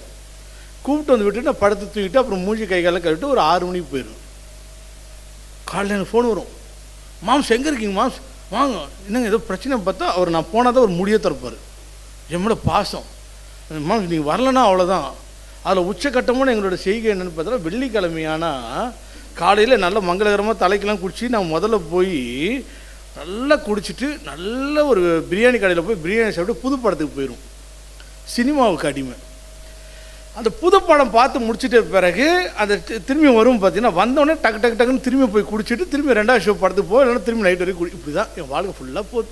குடிக்கிறது. பிரதர் நீங்கள் ஏசு குறித்து சாட்சி சொல்ல வந்தீங்கன்னா இல்லை ஒயின் ஷாப்பை பற்றி சாட்சி சொல்ல வந்தீங்கன்னான்னு பார்த்துக்காதீங்க. நான் ஏன் விடுதலை சொல்லணும், இவ்வளவாக இதை கேட்கக்கூடிய உங்களுக்கே நாராசரமாக இருக்குது. என்னடா இவ்வளோ பேஜாராக இருக்குது. அப்போ நான் அதை குடிச்சிக்கிட்டே இருக்க என்ன ஆச்சுன்னா, இந்த மாம்சமானது ஒன்றதுக்கும் பிரயோஜனப்படாது. இந்த மாம்சம் அழியக்கூடியது. நான் எவ்வளோ குடித்தாலும் மயங்கி போட மாட்டேன். அப்படி ஸ்டிப்பாக ஜிம்படியாக இருந்தேன்ல, கொஞ்சம் கொஞ்சமாக என் மாம்சம்லாம் சுருங்க ஆரம்பிச்சிது, இந்த இடம்லாம் வீங்க ஆரம்பிச்சிது. கடைசியாக குடிக்க கழுப்பு போய் யாரும் என்னை காப்பாற்றுறதே இல்லை. நான் கொஞ்சம் கொஞ்சமாக எங்கள் வாழ்க்கை என்ன ஆச்சுன்னா, எங்கள் அப்பா அம்மாவும் சென்னையில் இருக்காங்க, என் ஒய்ஃபுடைய அம்மாவும் அவங்க மச்சனிச்சு அவங்க கூட போயாச்சு, பெரியவர்கள் யாருமே இல்லை. எனக்கு 2 குழந்தைங்க. பிசாசானது என்ன பண்ணிட்டான்னா எங்கள் குடும்பத்தை சுருக்கி அப்படியே அந்த மண்ணோட போட்டால் மிதிக்கிறதுக்கு என்ன நிலமை வரும் அந்த மாதிரி கூட. கடைசியாக ஒரு மாடி வீட்டில் அப்பார்ட்மெண்ட்டில் குடியிருக்கிறோம். கதவை திறந்தால் பக்கத்து வீட்டில் போகிறவங்களாம் இப்படி எட்டி பார்த்தா போவோம். அப்போ கதவை சாத்திட்டே இருக்கணும். நாலாப்புறமும் பில்டிங்கு இருட்டாகவே இருக்கும். பெட்ரூம் ஒரு ரூம் தான். உள்ளுக்குள்ளே ஏதோ ஒரு வாழ்க்கை. உள்ளுக்குள்ளே நாங்கள் சாப்பிட்றது பெட்ரூம்லாம் இருக்குல்ல, அது பக்கத்தில் உள்ள கிச்சன் இருக்கும், அட்டாச்சு பாத்ரூமு. உள்ளேருந்து செப்டிக் டேங்க் ஸ்மெல்லும் வெளியே வரும். இப்போ வீடு காலி பண்ண முடியாது, வருமானம் கிடையாது, எங்கள் வாழ்க்கை குறுகி. இப்போ என்னென்னா, தேவனுடைய அறியக்கூடிய உணர்வு இல்லாதனால எங்களுக்கு இதெல்லாம் தப்பாகவே தெரியல. இருட்டுக்குள்ளே இது எங்கள் வாழ்க்கையாகவும் மாற்றிக்கிட்டோம். அந்த நாத்தத்தோடு வாழ்கிறது எங்கள் வாழ்க்கையாக மாறுது, குடியோடு வாழ்கிறது வாழ்க்கையாக மாறுது. என் ஒய்ஃபுக்கு ஒரே ஒரு செயின், அதையும் நான் வந்து பாரு விற்று குடிச்சிருந்தேன்னா மஞ்சள் கயிறு போட்டிருப்பாங்க. அந்த மாதிரி உண்மை தரித்திரமான நிலைமையில் வந்தாச்சு. இன்னும் கடைசி இந்த 5% முடிஞ்சிருச்சுன்னா என் வாழ்க்கை முடிஞ்சு போயிடும். ஆனால் அந்த 5% ஆண்டவர் அப்படியே அந்த கிருபையை கொடுத்து என் மகன் இப்போ மாறிடுவான்னு. கடைசியாக வந்து பாரு என் பெரியம்மா பையன் ஃப்ரான்சிஸ்ன்ட்டு, அவங்க அம்மா வந்து பாரு ஸ்கூலில் டீச்சர். அவங்க அம்மா ரொம்ப ஆவிக்குரியவங்க, எங்கள் அம்மாவோட ஆரம்பிக்கிறீங்க. என் ஃப்ரான்சிஸ் என் பெரியம்மா போய் என்னோட உயரமானவன், என்னோட அழகானவன், என்னுடைய திறமையானவன். நாங்கள் 2 பேரும் ஒன்றா ஆஃபீஸுக்கு போவோம், அவன் முடிப்போம், ஒன்றா ரிட்டன் ஆகும். இன்றைக்கி இந்த சட்டையை நான் நாளைக்கு அவன் கொடுத்துருவோம், அவன் சட்டையை நான் போட்டுப்பேன், என் டிஷர்ட் அவன் கொடுப்பேன், அவன் டிஷர்ட் வந்து இது மாதிரி எல்லாம் பண்ணிகிட்டே இருந்தோம். அவனும் குடிக்க அடிமையானா, நானும் குடிக்க அடிமையானேன். ஆனால் அவனுக்கு கொஞ்சம் அதிகமாகி செருப்புலாம் போடுறத விட்டுட்டான், தலையெல்லாம் க்ளீன் பண்ணுற விட்டான். அப்புறம் வந்து பிறகு பைத்தியக்கார மாதிரி ரோட்டில் சுட்ட ஆரம்பித்தான். அப்புறம் எல்லார்கிட்ட கையேந்த ஆரம்பித்தான். கடைசி மஞ்சள் காம்பளை வந்து என் கண்ணெதிரக்கே செத்து போய் கீழே போடப்பட்டுருது. அப்போ கூட எனக்கு தெரியல. ஆனால் நான் இந்த கடவுளெலாம் ஏற்று வந்துட்டு பிறகு தான் ஆண்டவர் பேசினார். அவனை விட மோசமானவன், ஆனால் அவன் மறித்து போனான், ஆனால் உன்னை மட்டும் ஆண்டவர் உயிரை வச்சிருக்கிறான்னு என்ன அர்த்தம்? ஒரு திட்டம். ஒவ்வொருத்தருடைய வாழ்க்கையிலும் தேவனுடைய திட்டம் இருக்குது. நல்லா புரிஞ்சுங்க. நீ டிவியில் கூட பார்த்தீங்கன்னா அப்படி நின்றுட்டு இருப்பாங்க, எங்கேருந்தோ லாரி வந்து அடித்து சாகுறாங்க, படுத்துட்ருக்காங்க, எப்படியும் சாகு வருது. ஜிம்முக்கு போய் ஜிம் அடி வச்சுன்னா கொரோனாவில் செத்து போகிறான். இந்த மாதிரி எல்லாம் செத்து போகிறாங்களே. நீங்களும் நான் 100% இல்லை 200% என்ன சொல்லுவேன்னா, நாங்கள் இன்னைக்கு திருச்சிக்கு வந்ததும் இந்த மைக்கை பிடிச்சி இந்த சாட்சியை சொல்லுவதும் ஒரு சிலராய் நீங்கள் இதெல்லாம் பரலோகத்தில் ஆண்டவர் எழுதி வச்சுட்டார். இந்தந்த ஆளுங்க தான் வரணும், இந்தந்த வார்த்தை தான் பேசணும், இந்த சத்தியம் போடணும், தேவனுடைய திட்டமாக இருக்குது. அதனால தான் இவ்வளோ காரியங்கள் வரும்போது என் வாழ்க்கையில் தேவனுடைய திட்டங்களை நான் உங்களோட ஷேர் பண்ணிகிட்ருக்கேன். கடைசியாக இருட்டுக்குள்ளே என் வாழ்க்கை போய் கடைசியாக என்ன ஆச்சுன்னா, அந்த ஜுரம் அடிக்கும் போது ஜுரம் வரப்போகுதுன்னா உடம்பு கனகனன்னு இருக்கும் தெரியுமா உங்களுக்கு, சளியோ காய்ச்சலோ. அது போல் வந்து போனால் சாகிறதுக்கு முன்னாடி உங்களுக்கு சாவு தெரியும். சாகிறதுக்கு முன்னாடி நீங்கள் சாவ போகிறீங்கன்றது தெரியும். எனக்கு தெரிஞ்சிருச்சு, நம்ம சாவ போகிறோம். ஒய்ஃபு பாவம் நகையெல்லாம் இல்லாமல் மஞ்சள் கயிறு மட்டும் போட்டிருப்பாங்க. பிள்ளைகளுக்கு படிப்புக்கு காசு இல்லாமல் ஒவ்வொரு விழா போய் பிச்சை எடுக்க போகிறாங்க. இதெல்லாம் நடக்க போது நம்ம உயிரோடு இருக்க போகிறதில்ல. ஏன்னா குடிக்க கூட ஓடல, காலத்துக்கு குடிச்சிட்ருக்கேன், எனக்கு தெரியும், இதெல்லாம் தெரியும். ஆவிக்குரிய இதுவும் இல்லை, எல்லாமே போயிடுச்சு, எல்லாமே டோட்டலாக போயாச்சு. வண்டி ஓட்டிகிட்டே போவேன். கொஞ்சம் தூரம் போனோன்னு பிறகு வண்டி அப்படியே நிற்போம், இரும்பலாக வரும். அப்படியே வந்து பிறகு இந்த வாந்தி ரத்த வாந்தி மாதிரி அப்படியே எதிர்கழிச்சு ஒவ்வொரு இடமா அப்படியே கொத்தாக சளியாக வரும். உள்ள டேமேஜ் ஆச்சு, எல்லாம் போயிடுச்சு. அப்புறம் ஒரு இடத்துல செக் பண்ணுறேன், சார் உங்களுக்கு இதெல்லாம் லிவர்லாம் வீங்கிடுச்சு, இந்த மஞ்சள் கம்பளம் மாதிரி இருக்கும், அப்படி இப்படின்னு என்னென்னமோ வந்துருச்சு. அப்போது நான் மறிக்க போகிறேன் அப்படின்றது இது பண்ணேன். அந்த டைமில் வந்து பாரு, நான் வெறும் குடிக்கிறது மட்டும் இல்லை, ஆன்ஸ் போகிற பழக்கம் ஒன்று. ஆன்ஸ் வாயில் வச்சுட்டு நான் தூங்கிடுவேன். சில டைம் அப்படியே போட்டுகிட்டே இருப்பேன். காலைல ஏஞ்சி அந்த ஆன்ஸ் எடுத்து போடும்போது பாரு, இந்த சதையோடு பிச்சுக்கிட்டு வரும். இந்த இடம்லாம் அப்படியே ரத்தமாக அந்த ஸ்டீல் பிடிச்ச மாதிரிலாம் இருக்கும். இது என் வாழ்க்கையில் வச்சு. சிகரெட் அதிகமாக பிடிப்பேன். அதே போல் வந்து பாரு, ரொம்ப அசுத்தமான ஒரு வாழ்க்கையில் நான் வாழ்ந்து கொண்டு எல்லா விதமான பாவங்களையும் உருண்டு கிடந்தேன். அதனால் லேகியோனுக்குள்ளே ஏகப்பட்ட பிசாசு, ஏகப்பட்ட பாவங்கள். நான் இந்த உலகத்தில் வாழ அருகதை அற்றவன் என்று முத்திரை கொடுக்கப்பட்டு எப்போ வேணால் இவன் மறிச்சு போகலாம். ரெடி, பிசாசு ரெடி ஆகிட்டான், எப்போ வேணால் இவனை தூக்கலாம். ஆனால் லாசருவை போயிட்டு கடவுள்கிட்ட லாசரை நான் போய் இது சோதிக்க போகிறேன்னு வரும்போது அவனை உயிரை மட்டும் தொடாத, மற்றது என்ன வேணால் சொல்லிட்டு அந்த இடத்துல வரும்ல. அதே போல் வந்து பாரு, இந்த சாலமன் எல்லா விதத்திலும் வந்துட்டான். உமக்கு சர்ச்சுக்கு சம்மந்தம் இல்லை, இவன் இந்த உயிரை நான் எடுக்கலாம் அப்படின்ட்டு வரும்போது இல்லை அவனை கொண்டு ஒரு திட்டம் இருக்குன்னு சொல்லிட்டு ஆண்டவர் அந்த 1% என்னை உயிரோடு வச்சுருந்தார். அந்த உயிரோடு வச்சுருக்கும் போது தான் ஒரு நல்ல நாள், அதுவுமா குடும்பத்தில் சமாதானம் இல்லை, சண்டை இல்லை, ஒரே சச்சரவு. எனக்கும் என் ஒய்ஃபுக்கும் சண்டை, வாய் தகராறு. என் ஒய்ஃபு பொறுத்து பார்த்து கஷ்டப்பட்டு தாலி செயினை அவுத்து தூக்கி எறிகிறாங்க. இனிமேல் உங்கள் மூஞ்சில் முழிக்க மாட்டேன், எங்கள் அம்மா வீட்டுக்கு போகிறேன். என் குழந்தை, சின்ன குழந்தை, அது அழுது டாடி வேணான்னு அழுது. ஒரே வீட்டில் தகராறு, அந்த இருட்டு வீட்டுக்குள்ளே அடிச்சு எல்லாம் போன பிறகு நான் வந்து போகிறேன். அது வரைக்கும் ஏங்க வாங்கன்னு போச்சுன்னு பார்த்தோன்னா அவன் ஒருமையில் பேசுகிறாங்க. நீ போ வா அப்படின்னு சொல்லி எனக்கு தாங்கிக்க முடியல. இன்னும் நம்ம ஒய்ஃபை திட்டுறா சொல்லிட்டு ரொம்ப மனம் உடஞ்சி போய் அன்று இரவு ஆண்டவரை தேட ஆரம்பித்தேன். உள்ளே பெட்ரூம் போனேன், முட்டி போட்டேன். எனக்கு இந்த இதில் குடியிலேருந்து யாரும் காப்பாற்ற முடியாது, உடம்பும் போயிடுச்சு, மறிக்க போகிறன்ற நிலைமைக்கும் வந்துட்டேன். ஆனால் இதுக்கு மேலே ஒன்றும் முடியாது. ஆனால் வந்து போனால் எனக்கு இந்த சூழ்நிலையை சகிச்சிக்க முடியல. கடவுளை நோக்கி ஜெபிச்சேன். சின்ன வயசுலேருந்து இந்த இயேசு கிறிஸ்துவை கேள்விப்பட்டிருக்கேன், கோவிலுக்கெல்லாம் போயிருக்கேன், சர்ச்சுக்கெல்லாம் போயிருக்கேன். ஆனால் இந்த சூழ்நிலையில் என்னை ஒருத்தரால் மட்டும்தான் மாற்ற முடியும். அது நசரனாகிய இயேசு கிறிஸ்துவனால தான். ஒருத்தரால் மட்டும்தான் என் பாவத்தை கழுவ முடியும், அது இயேசு கிறிஸ்துன்றது. ஏன்னா எல்லாம் பைபிள் எல்லாம் சத்தியம்லாம் தெரியும். ஆனால் இயேசு கிறிஸ்துவை என் ரட்சகராக மட்டும் நான் ஏற்றுக்கொள்ளலை. இயேசு கிறிஸ்துவை என் ரட்சகராக நான் ஏற்றுக்கொள்ளலை. பைபிள் வாசனம் எல்லாம் தெரியும். ஆனால் அன்றைக்கி இரவு ஆண்டவர் நிகழ்ச்சி, ஆண்டவரே இன்று இரவு நான் உங்களோட ரட்சகராக ஏற்றுக்கிறேன், நீங்கள் பெய்யான தேவனாக என் வாழ்க்கை பாருங்க. அன்றைக்கி ஒரு ஆண்டவர்கிட்ட ஒரு டீலிங் போட்டேன். நீங்கள் என்னை மாற்றி மனுஷனாக மாற்றி என்னை விட்டிங்கன்னா நான் மீதி இருக்க காலத்தில் உமக்காக நான் ஓடுவேன். எப்படி உமக்காக ஓடுவானார். ஆனால் ஆண்டவர் அந்த இரவில் என் வாழ்க்கையை மாற்றினார். கலைஞர் வந்து பார்த்தோன்னா ஓர் இரவுன்னு சொல்லிட்டு ஒரு காவியத்தை எழுதினார், படமாக கூட இருந்துச்சு. அந்த ஓர் இரவில் என்ன கதைலாம் கேட்குறேன். ஏன் அதுக்கு ஓர் இரவுனா, ஒரு இரவில் அந்த காவியத்தை எழுதி முடிச்சார்.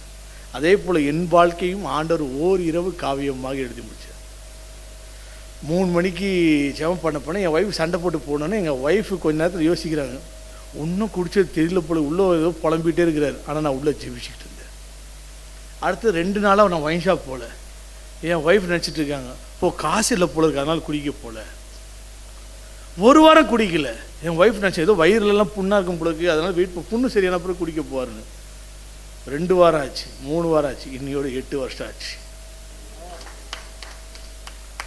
குடியிலேருந்து, ஆன்ஸ்லேருந்து, ஆபாச படங்கள்லேருந்து, வேசித்தனத்தின் காரியங்கள்லேருந்து எல்லாம் ஏகப்பட்ட என் வாழ்க்கையில் நான் செய்த பாவங்கள்லாம் எடுத்து சொன்னேன். எல்லாரும் உங்கள் செருப்பெல்லாம் கேட்டு ஒவ்வொருத்தரும் என்னை அடிச்சு தான் அனுப்புவீங்க.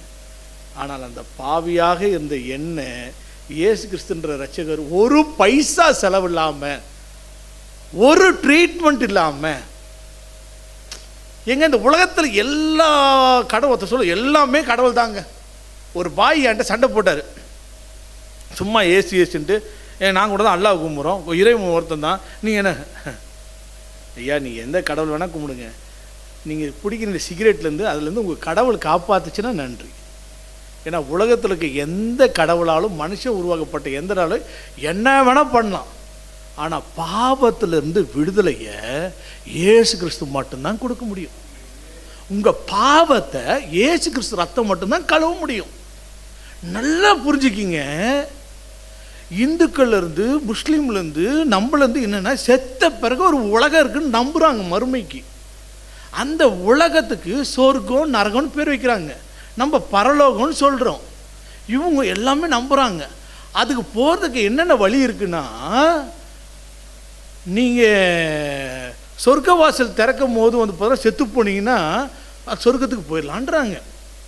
நீங்கள் ராமேஸ்வரம் தண்ணியில் குளிச்சிங்கன்னா உங்கள் பாவம் கழுவப்பட்டால் நீ சொர்க்கத்துக்கு போயிடலான்றாங்க. கும்பமேளாவில் நம்ம ஒரு 5 பேர் போய் ஒரு தண்ணியில் நின்னாலே கொலங்க ஒரே குப்பையாக இதாகிடுது. எல்லா ஜனமும் லட்சக்கணக்கில் போய் எல்லாமே அதிலே யூரின் போகிறோம், அதிலே மூக்க சிந்துறோம், அதிலே வேர்வை சிந்துறோம். ஆனால் அந்த தண்ணியில் குளித்தா பாவம் போயிடும் நம்புது. ஆனால் எல்லாம் என்ன நம்புது, இந்த பாவம் போனால் தான் பரலத்துக்குள்ளே போக முடியுது. ஐயப்பன் கோயிலுக்கு போகும்போது என்ன பண்ணுறான், நல்லா சுத்தமாக குளிக்கிறான், நல்லா வந்து பார்த்தோன்னா இப்போ கவிச்சிலாம் சாப்பிட்றதே இல்லை, கெட்ட வார்த்தை பேசுறது இல்லை, ஒழுக்கமாக சாமி தான் பேசுவோம். இது அந்த 40 நாள் இருக்கா. அப்போ அவன் என்ன சொல்கிறான்னா, நான் அந்த கடவுளை போய் பார்க்க போகிறேன், கடவுளை பார்க்க போகும்போது நான் தீட்டான பீடி பிடிக்கக்கூடாது, பாக்கு போடக்கூடாது, குடிக்கக்கூடாது, ஒய்ஃபு கூட சேரக்கூடாது, இந்த மாதிரிலாம் நான் சுத்தபத்தமாக வச்சு டெய்லியும் குளிச்சாதான் நான் போக முடியும்னு இந்த சுத்தத்தை சொல்லிட்டு போகிறானே. அந்த 40 நாள் முடிஞ்ச பிறகு ஏன் சுத்தமாக இருக்க முடியல? ஏன்னா இது அவன் சுயநீதினாலும் சுத்தத்தோடு போகிறான். ஆனால் எல்லாம் என்ன நம்புகிறாங்க, கடவுள்கிட்ட போகிறதுக்கு, இறந்த பிறகு நீ பரலோகத்துக்கு போகிறதுக்கு நீங்கள் பாவம் இல்லாமல் இருந்தால் தான் போக முடியும். ஆனால் சில பேர் என்ன பண்ணுறான்னா, நான் ஏழைக்கு சாப்பாடு போடுறேன், காசு கொடுக்குறேன், இதெல்லாம் பண்ணால் நான் போயிடலாம். ஆஹா, நீ இதெல்லாம் தர்மம். ஆனால் எவ்வளோ தர்மம் பண்ணாலும் அந்த பானையில் ஓட்டை போட்டு நீ என்ன ஊற்றுனது ஓட்டை வழியாக போதில்ல, அந்த ஓட்டையை அடைக்கணும். உங்கள் பாவங்கள் கழுவப்பட வேண்டும். அப்போ உலகத்தில் எல்லா கடவுள்கிட்ட போடினாலும் நீ காணிக்கலாம் போடலாம். ஆனால் பாவத்துக்கு சத்தியம் சொல்லுது, ரத்தம் சிந்துதல் இல்லாமல் பாவ மன்னிப்பு இல்லை.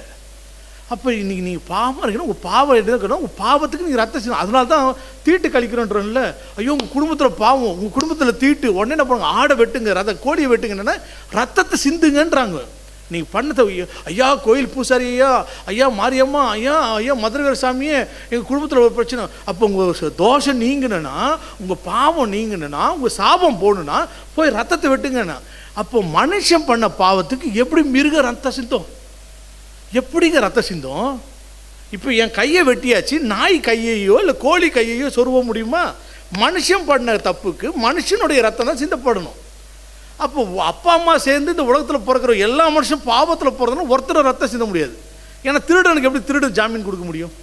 இப்போ மனுஷனுடைய எல்லாத்துக்கும் பாவத்துக்கு ஒருத்தர் ரத்தம் சிந்தணும், அது மனுஷன் தான் சிந்தணும். அந்த மனுஷன் எங்கன்னு பார்த்தா எல்லாவனும் திருடனாக இருக்கான். அப்பா அம்மாவோட இப்போ பாவத்தில் தான் அவன் கர்ப்பமே தரிக்க போகிறான். அப்போ பரிசுத்தமான ஆள் யார் ரத்தம் சிந்தனம்னு வரும்பொழுது தான் ஆண்டவராகிய இயேசு கிறிஸ்து இந்த பூலோகத்தில் ஒரு பாவம் அறியாத கன்னி மறி வயிற்றில் பிறந்து உங்களுக்காக எனக்காக பொந்து பிராத்தின் கீழ் பாடுபட்டு அடிக்கப்பட்டு சிலுவையை மட்டும் சுமக்காமல் உங்களுடைய பாவங்கள், சாபங்கள், வேதனைகள், துக்கங்கள், துயரங்கள் எல்லாவற்றையும் சுமந்து 2025 வருஷத்துக்கு முன்னாடியே உங்களுக்கு ஜெயத்தை கொடுத்து சென்று விட்டார். எப்படி பார்த்தீங்களா? நீங்கள் 40 நாள் பட்னியாந்து மழை தேடி போகிற, நீங்கள் தேடி போவதில்லை தெய்வம், உங்களை தேடி வந்தவர் தான் தெய்வம்.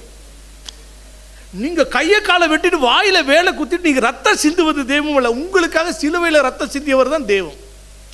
பாலையோ தேனையோ அவர் மேலே ஊற்றி, கல் மேலே ஊற்றி அபிஷேகம் பண்ணிப்பது தேவன் அல்ல, உங்களை ஆவியினால் அபிஷேகம் பண்ணுகிறது தான் தெய்வம். நீங்கள் கையினால் சிலையை செஞ்சு இதை செஞ்சு அதை செஞ்சு, ஓ இந்த மைக்கில் நான் பேசுகிறேன், இந்த மைக்கு மூலிமா தான் நீங்கள் கேட்டீங்க, இந்த மைக்கு நன்றின்னு சொல்லி கொடுத்தீங்கன்னா இன்னும் எவ்வளோ பெரிய தப்பு. பேசுனது நான், இந்த மைக்கு கருவி தான். ஆயுத பூஜனைக்கு நான் பைக்கை கும்பிட்றேன், அதை கும்பிட்றேன், இதை கும்பிட்றேன். ஆனால் உங்கள் படைத்தவரை கும்பிடுங்கள், படைப்புகளிடம் கும்பிடாதீங்க. அதுதான் தெய்வம். அந்த தெய்வம் யாரும் இல்லை, இயேசு கிறிஸ்துன்றதை அன்றைக்கி தான் நான் உணர்றேன். என் வாழ்க்கை மாறுகிறது. என்னை நம்பின என்னுடைய நண்பர்களாம் யாரும் ஏற்றுக்கொள்ளலை. என் நண்பர்களாம் பேசிக்கிறான், குடிகார நண்பர்களாம், மாப்பிள்ள என்ன 1 வாரம் ஆச்சு 1 மாதம் ஆச்சு வரவே இல்லை. ஒருத்தர் சொல்கிறான், அவர் நம்மளாம் சரக்கு பிடிங்கி குடிச்சிடுறோம், அதனால் தனியாக வேற ஒரு வைன் ஷாப் போயிட்டு. அக்காவுக்கு அவ்வளோ சந்தோஷம், நினச்சி பார்க்குறாங்க. ஓ அப்புறம் எனக்கு தேடுவான்ல, எங்க நேற்று வரைக்கும் குடிகாரனா இருந்தால் எப்படிங்க அவன் பார்ப்போம்? முடியாது, அவனுக்கு முடியாது. என்னை போலயே என் ஒய்ஃபோடைய பெரியப்பாவுடைய மகன் அதே குடிகார ஸ்டேஜில் போனால் உலக நேரத்தில் நம்ம ட்ரீட்மெண்ட் கொடுத்துச்சு. நீங்கள் அந்த மாதிரி குடிகாரனா போய் அந்த சாகர நிலைமை போயிடுச்சுன்னா உங்களை போய் பெட்டில் படுக்க வச்சுட்டு குடியை நிப்பட முடியாது. முதல்ல ஒரு இன்ஜெக்ஷன் பண்ணுவாங்க, உங்கள் உடம்புல இருக்கக்கூடிய நச்சுத்தன்மையெல்லாம் எடுத்துருவாங்க, போட்டுக்கிட்டே இருப்பாங்க. அந்த இன்ஜெக்ஷன் போய் உங்கள் உடம்புல இருக்க ஆல்கஹால் எல்லாத்தையும் யூரின் வழியாக இப்படிலாம் வெளியே கொண்டு வந்துடும். அப்புறம் என்ன பண்ணாங்க, பலவீனமாக இருக்குல்ல, அந்த உடம்பு பலத்துக்காக இன்ஜெக்ஷன்லாம் கொடுத்து டேப்லெட் சத்து மாத்திரைலாம் கொடுப்பாங்க. கொடுத்துட்டு நீங்கள் அந்த ஒரு 15 நாள் 1 மாதம் ஃபுல்லாக ட்ரீட்மெண்ட்டில் இருக்கணும். அது 2 மாதமாலாம் 3 மாதம். அப்போ உடம்பு அந்த 3 மாதம் வரைக்கும் நீ குடிக்காம அப்படியே கை காலெல்லாம் கட்டி போட்டுருவாங்க, நீ கேட்டால் கூட கொடுக்க மாட்டாங்க. அதுக்கப்புறம் ஒரு டேப்லெட்டை கொடுப்பான், அது டேப்லெட்டை போட்டுக்கிட்டே இருக்கணும். அது என்ன பண்ணணும்னா சாராயத்தை குடிக்கும்போது உங்களுக்கு வாந்தி வர பண்ணிடும். ஆனால் அந்த டேப்லெட்டை நீங்கள் போடலனாலோ தெரியாதனமாக குடிச்சிட்டிங்கனாலோ குடியிலேருந்து உங்களை காப்பாற்ற முடியாது. உலகம் கொடுக்குற ட்ரீட்மெண்ட் என்ன, நச்சுத்தன்மையை எடுக்கணும், சத்தான இதை உங்கள் சரீரத்தில் செல்லணும். அதுக்கப்புறம் வந்து பார்த்தீங்கன்னா உங்களுக்கு என்ன பண்ணணும், அந்த சாராயத்தை வெறுக்கிறதுக்கு வாந்தி வர்றதுக்கு ஒரு மாத்திரை போகணும். அதுக்கப்புறம் 2-3 மாதம் ஆகணும், டாக்டர் ஃபீஸ் கொடுக்கணும். ஆனால் ஒரு இரவில் நான் 5 நிமிஷத்தில் ஜெபத்தை பண்ணது ஆண்டவர் முழுமையாக ரட்சித்தார். அல்லேலூயா. இதுதாங்க ஆண்டவர், இதுதாங்க வார்த்தை, இதுதாங்க. எவ்வளோ நல்லவர் தெரியுமா இயேசு கிறிஸ்து, எவ்வளோ உண்மை உள்ளவர் தெரியுமா இயேசு கிறிஸ்து, எவ்வளோ வந்து பார்த்தா அன்புள்ளவர் தெரியுமா இயேசு கிறிஸ்து. அவரை போல் ஒரு தெய்வம் கிடையவே கிடையாதுங்க, கிடையவே கிடையாது. நீங்கள் அவர் மட்டும் நீங்கள் நினச்சி பார்த்தீங்கன்னா, இது வரைக்கும் எந்த தெய்வத்தையாவது நீங்கள் பார்த்துருக்கீங்களா, எதுக்கிட்ட பேசியிருக்கீங்களா, எந்த தெய்வமாவது உங்களோட வந்திருக்கா? நான் இன்றைக்கி சொல்கிறேன், நீங்கள் வேணால் நோட் பண்ணிக்கிங்க. நான் இதே இடத்துல என் ஃபோன் நம்பர் கொடுத்துட்டு போகிறேன். இயேசு கிறிஸ்து மெய்யான தேவன். நீங்கள் நம்புறீங்களோ நம்பலையோ, உங்கள் வாழ்க்கையில் என்ன போல் நீ கஷ்டப்படுற சூழ்நிலை நீங்கள் சும்மாவே பேசுங்கண்ணே. ஏங்க இப்போ சும்மாவே பேசுங்க. நான் வந்து போகிற சாதாரணமாக பசிக்குது சாப்பாடு கிடைக்குன்னா கூட நான் சொல்லுவேன், ஆண்டவரே கடவுளே. ஏன்னா வந்து போகிறேன் எல்லாவற்றையும் தலையில் வானத்தை பூமி படைச்சிடல, நான் அந்த கடவுளோட கூட இருக்கிறேன்னு சொல்லிட்டு நான் பேசுவேன். ஆண்டவர் எனக்கு செய்கிறாரு, நீங்களே கேட்கலாம். ஆண்டவர் சொல்கிறாரு, இந்த உலகத்தில் அவர் நல்லா புரிஞ்சுக்கிங்க, இயேசு கிறிஸ்து கிறிஸ்துவ கடவுளே கிடையாது. அது யாரோ ஏமாத்துக்காது. இயேசு கிறிஸ்து உலகத்தினுடைய கடவுள். எப்படிங்க, எப்படி இந்த உலகத்தோடைய கடவுள்? ஏங்க இப்போ தான் எங்கள் அத்தை இங்கே தான் இருக்கும், இன்னும் எங்கள் அத்தை வீட்டில் தான் நான் தங்கிட்டு இருக்கேன். திருச்சியில் வந்து போகிறேன். ஏப்ரல் 16 நான் ஒரு ஆஃபீஸ் ஓப்பன் பண்ணுறேன், என் பிரான்ச்சு. நான் ஈரோ மாட்டேன்றது cash counting billing machine company பண்ணிகிட்ருக்கேன். ஆண்டவர் ஆசீர்வதிச்சு இப்போ ஈரோடு பட்டணத்தில் வந்து போகிறேன், மெயினில் வந்து போகிறேன். ஒரு பணம் என்ட்ரு மிஷின் பில்லிங் மிஷின் டீ கடையில் பார்ப்பேன், அந்த கம்பெனி பண்ணிகிட்ருக்கேன். இப்போ சென்னையில் பிரான்ச் ஆரம்பிச்சு 3 வருஷம் ஆகுது. இப்போ ஆண்டவர் போகிற திருச்சியில் தரிசனத்தை கொடுத்து திருச்சியில் இப்போ ஆரம்பிச்சிருக்கேன். திண்டுக்கல் ரோட்டில் அந்த பிரபு ஹாஸ்பிட்டல் பக்கத்துலேயே இப்போ அடிக்கடி வரப்போகிறேன். ஏப்ரல் 16 இப்போ வந்துட்டுருக்கேன். வரும்பொழுது என்னுடைய அத்தை வீட்டில், எங்கள் அப்போடைய தங்கச்சி வீட்டில் தான் தங்குறேன். அவங்க வீட்டுக்காரர் இறந்துட்டாங்க, 2 பசங்க, ஒருத்தர் குடிச்சு இறந்துட்டா, இன்னொருத்தர் வந்து பார்த்தீங்கன்னா கெட்ட பழக்கத்தினால எல்லாமே செத்து போயாச்சு. இப்போ அந்த வீடுகள்லாம் சொத்து பத்துலாம் இருக்குது, தனியாக தான் இருக்காங்க. மேலே ஒரு பெட்டி நிறைய, எங்கள் அப்பாயி அதான் எங்கள் அப்பாவுடைய அம்மா வந்து போகிற ரூம் நிறைய சாமி படம், ஒரு பெட்டி நிறைய வச்சுட்டு காலையில் திராட்சை 4 திராட்சை வைக்கும், கொஞ்சம் பொங்கலெல்லாம் வைக்கும். என்னென்ன செய்து அதெல்லாம் அந்த விக்கிரங்களுக்கு வைப்பாங்க. எல்லா கடவுளுடைய ஃபோட்டோவில் வச்சுருப்பாங்க. பார்த்தா வந்து பார்த்தா சைனா பொம்மையும் வச்சுருப்பாங்க, தொப்பையை தள்ளிட்டு குபேரன் இருக்குல்ல அதையும் வச்சுருப்பாங்க. அது மட்டும் இல்லாமல் பார்த்தா கூட என்ன வச்சுருப்பாங்க பார்த்தீங்கன்னா சாய்பாபாவே வச்சுருப்பாங்க. ஏங்க இது கடவுள் இது கடவுள் இது கடவுள்னா, அப்போ நான் கேட்டேன் அத்தைட்ட, அத்தை எனக்கு ஒரு டவுட்டு, ஒரு அப்பாவுக்கு எத்தனை குழந்தை இருக்கலாம், எத்தனை வேணா இருக்கலாம் அப்பாவை பொறுத்து, 5 குழந்தை 10 குழந்தை. ஆனால் ஒரு குழந்தைக்கு எப்படி 5 அப்பா இருக்க முடியும்? ஏங்க ஒரு அப்பாவுக்கு எத்தனை குழந்தை வேணா இருக்கலாம்ல, இருக்கலாம். ஆனால் ஒரு குழந்தைக்கு எப்படி 5 அப்பா இருக்க முடியும்? சித்தப்பா பெரியப்பானா இருக்கலாம், ஆனால் அப்பா எப்படி 5 பேராக இருக்க முடியும்? முடியாது. அப்போ எப்படி வந்து போகிற இத்தனை கடவுள் இருக்க முடியும் இந்த மனித குலத்துக்கு? என்னப்பா சொல்கிறான்னு, என்ன 2 பொண்டாட்டி வச்சுருந்தேன்னா என்னை செருப்பு கட்டு அடிப்பே இல்லையா? அப்போ எப்படி நீ வணங்குற கடவுள் மட்டும் 2 பொண்டாட்டின்ற? நெய்யை திருன்னா தப்பா இல்லையா? எப்படி? அப்போ நல்லா புரிஞ்சுக்கிங்க, இதெல்லாம் சொன்னது தப்பு இல்லை. அப்போ யோசிச்சு பார்க்குறேன், இதெல்லாம் பாவம் தானே, திருடுறது பாவம் தானே. இது பண்ணுறது பாவம், இது வந்து தப்புன்னு ஏன் பாவன்றது தெரியல அத்தை அப்படின்னு சொல்லிட்டு அத்தைட்ட சொன்னேன். அத்தை நல்லா புரிஞ்சுக்கோ, மாமா இறந்துட்டார், உன் பையன் இறந்துட்டார், எல்லாம் இறந்துட்டாங்க. எல்லாருக்கும் என்னென்னா இத்தனை கடவுளை வணங்கினியே, குடிக்கக்கூடாது, சிகரெட் பிடிக்கக்கூடாது, இதெல்லாம் பாவம்னு அந்த கடவுள் எதுவுமே சொல்லி ஏற்ற, அதனால தானே இவ்வளோ பேர் சேர்த்த. ஆனால் நீ மட்டும் செத்து நரகத்துக்கு போயிடாத, நீ இந்த இயேசு கிறிஸ்துவ நம்பு. இந்த சத்திய வசனம் சொல்லுது, இந்த பூமியில் இருக்க இயேசு கிறிஸ்துவை விசுவாசிக்கிறவர்கள் எத்தனை பேர்களோ அத்தனை பேர்களும் தேவனுடைய புத்திரராக மாறும்படியாக அதிகாரம் கொடுத்துருக்கிறார். நீங்கள் இப்போ வந்து நீ யாராக வேணா இருங்க, சரி ரைட், என்ன பிரதர் எனக்கு புரியல, நீ டக்குனு ஒரே வார்த்தை சொல்லுங்க. இந்த உலகம் ரெண்டாக பிரிந்தது அல்லவா, கிமு கீப்பு, கிருஷ்ணருக்கு முன்னு, இல்லை வந்து பார்த்தோன்னா கிஷோருக்கு முன்னா இருக்குது, கிறிஸ்துவுக்கு முன் கிறிஸ்துவுக்கு முன். உலகமே யார் பிரிக்கிற பாருங்க, கிறிஸ்துவுக்கு முன் கிறிஸ்துவுக்கு பின். அதே போல் உங்கள் வாழ்க்கையும் கிறிஸ்துவுக்கு முன் கிறிஸ்துவுக்கு பின் என்று பிரிக்கலாம். நீங்கள் இந்த இரவு இயேசு கிறிஸ்து எங்க உங்கள் சட்டையை மாற்ற வேணாம், நீங்கள் கோயிலுக்கு வர வேணாம், உங்கள் பேரை மாற்ற வேணாம், எதையும் மாற்றாதீங்க, ஏசப்பாவை மட்டும் நீங்கள் நம்புங்க. இப்போட என்ன திரும்ப சொல்ல, நீங்கள் முருகரை கும்புறீங்க, எல்லா கடலும் கும்புறீங்களே, 100 கடலை கும்புறீங்களே, 101வது கடவுளை இயேசு கிறிஸ்துவை வச்சுக்கிங்க. உங்களுக்கு பிரச்சனை வரும்போது எல்லா கடவுள்கிட்ட சொல்லுங்கள், கொஞ்சம் இயேசு கிறிஸ்துவிட்டையும் சொல்லுங்கள். இயேசு கிறிஸ்துவ சொல்லி உங்களுக்கு நடக்கும் பொழுது நீங்கள் அவரை நம்புங்க. அல்லேலூயா. எங்கள் தாத்தா ஒரு கோயில் பூசாரி, எங்கள் அப்பா வந்து பார்த்தோன்னா மதுரை வீரன், எங்கள் அண்ணன் தம்பிலாம் எல்லாம் வந்து பார்த்தோன்னா குடித்து பீடா போட்டு சாராயத்தை குடித்து சிகரெட்டை பிடிச்சி கடவுளை அறியாமல் செத்து போனாங்க. ஆனால் இன்றைக்கி இந்த கடவுளை ஏற்றுக்கும் பொழுது இன்றைக்கி ஆண்டவர் நானும் மறித்து போயிருப்பேன். அப்போ ஆண்டவர் இயேசு கிறிஸ்து என் வாழ்க்கை மாற்றி நீ நான் சொந்தமாக கம்பெனி வச்சு, நீ என் கீழே ஒரு 5 குடும்பம், சென்னையில் 2 குடும்பம், இங்கே ஒரு 4 குடும்பம், இந்த மாதிரி இவ்வளோ பேருக்கு வேலை வாய்ப்பு கொடுத்து என்னை ஆசீர்வதிக்க காரணம் என்ன தெரியுமா? அவர் இன்றைக்கும் உயிருள்ள தேவன். அவர் பேசுகிற கடவுளுங்க. நீங்கள் எந்த சூழ்நிலையில் பேசுகிற கடவுள், உங்கள் மேலே வந்து பரிதபிக்கிற கடவுள். நல்லா புரிஞ்சுங்க.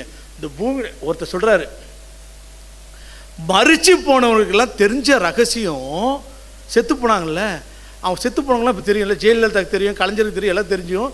யார் செத்து போனவங்களுக்கு தான் தெரிஞ்ச ரகசியம் உயிர் உள்ளவங்களுக்கு தெரிஞ்சதுன்னா எல்லாமே இயேசு கிறிஸ்து தான் மெய்யான கடவுள்னு ஏற்றுப்பாங்க. உண்மை அது. சரி, இதை விட வந்து பார்த்தா எப்படி உண்மை நான் சொல்லட்டுமா உங்களுக்கு? கடந்த நாள் வந்து பார்த்தா எங்கள் வீட்டுக்காரமோட குடும்பம் எல்லாமே வந்து பார்த்தா இன்னும் இந்துக்களாக தான் இருக்காங்க, தப்பு கிடையாது, அவங்களையும் ஆண்டவர் சந்திப்பார். ஒரு நாள் அங்கே ஒரு டெத்து, இப்போது 1 மாதத்துக்கு முன்னாடி. இந்த டெத்துக்கு வந்து பார்த்தா என் வீட்டுக்காரமோ என்னுடைய சின்ன மாமியார் ஒரு 3 பேரும் போகிறாங்க. எங்கள் ஆம்பளை துணையெல்லாம் நல்லா இருக்காது, நீங்களும் வாங்கன்னு என்னை கூப்பிட்றாங்க. அம்மா எனக்கு நிறைய மீட்டிங்லாம் இருக்குது. போயிட்டு திரும்பி வரும்போது தான் பார்த்தா ஒரு வீடு கதவு திறந்துருக்குது, ஒருத்தர் அப்படின்னு கத்திட்டு இருக்கான். என்னன்னு பார்த்தா, ஐயோ இவனுக்கு ஜன்னி பிடிச்சிக்கிச்சு, இவன் நைட்டு குளிர் ஜுரன்றாங்க. எனக்கு தெரியுது அவங்களுக்கு பிசாசு பிடிச்சிருக்குன்னு. உடனே ஆவியான சொல்கிறார், நீ உள்ளே போன்றாரு. நேராக உள்ளே போகிறேன். ஃபுல்லாக இந்து மக்களாக இருக்கிறாங்க. எல்லாம் இல்லை இவ்வளோ திருநூறு எடுத்து போடுறாங்க, எலுமிச்சப்படுத்து போடுறாங்க. அது அடங்கவே இல்லை. நான் சொல்கிறேன், இவனுக்கு பிசாசு பிடிச்சிருக்கு. இந்த பிசாசு யாருக்கும் பயப்படாது. பிசாசுக்கு உயிர் இருக்கான்னா செத்து போச்சுங்கண்ணா. உங்களை ஏமாற்றலாம், என்ன ஏமாற்றலாம், பிசாசு ஏமாற்ற முடியுமா? அது செத்து போய் அதுக்கு எல்லா ரகசியமும் தெரியும். அது பல்ல கடிச்சு நிற்குது. என்னங்க நடந்தது? 3 மணிக்கு சிக்கன் ரைஸோ ஏதோ வாங்கிட்டு கறியெல்லாம் வாங்கிட்டு வந்து தின்னாங்க. அது தின்னதுக்கப்புறம் இவனுக்கு ஏதோ பிடிச்சிக்கிச்சு. ரைட், ஓகே, இப்போ நான் ஜெபம் பண்ணுறேன் அப்படின்னு சொல்லிட்டு, ஆண்டவரே இயேசு கிறிஸ்துவே சொல்லி ஜெபம் பண்ண அவன் பல்ல கடிக்கிறான், இதை கடிக்கிறான். இயேசு கிறிஸ்துவின் ரத்தம் செய்யும் அப்படின்னு சொல்லிட்டு அந்த தண்ணியை தெளிக்கும் போது அவனால் ஒன்றும் முடியல, மிரள்றான், அப்படி நல்றான். நாக்கு இவ்வளோ கீழே தொங்குது. அவனை தூக்கி கட்டில் போட்டால் பாம்பு மாதிரி நெளிகிறான், இப்படி இப்படி இப்படி.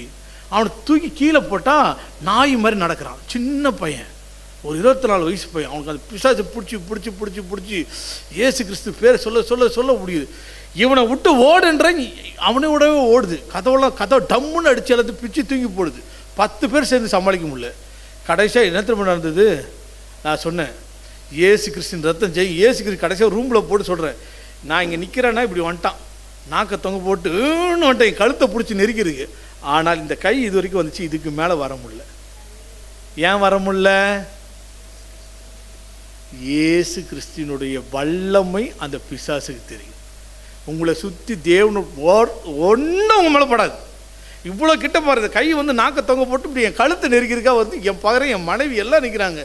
இயேசு கிறிஸ்துவின் ரத்தம் செய்யும் அப்படி சொல்லிட்டு நிப்பாட்டுற நிற்குது.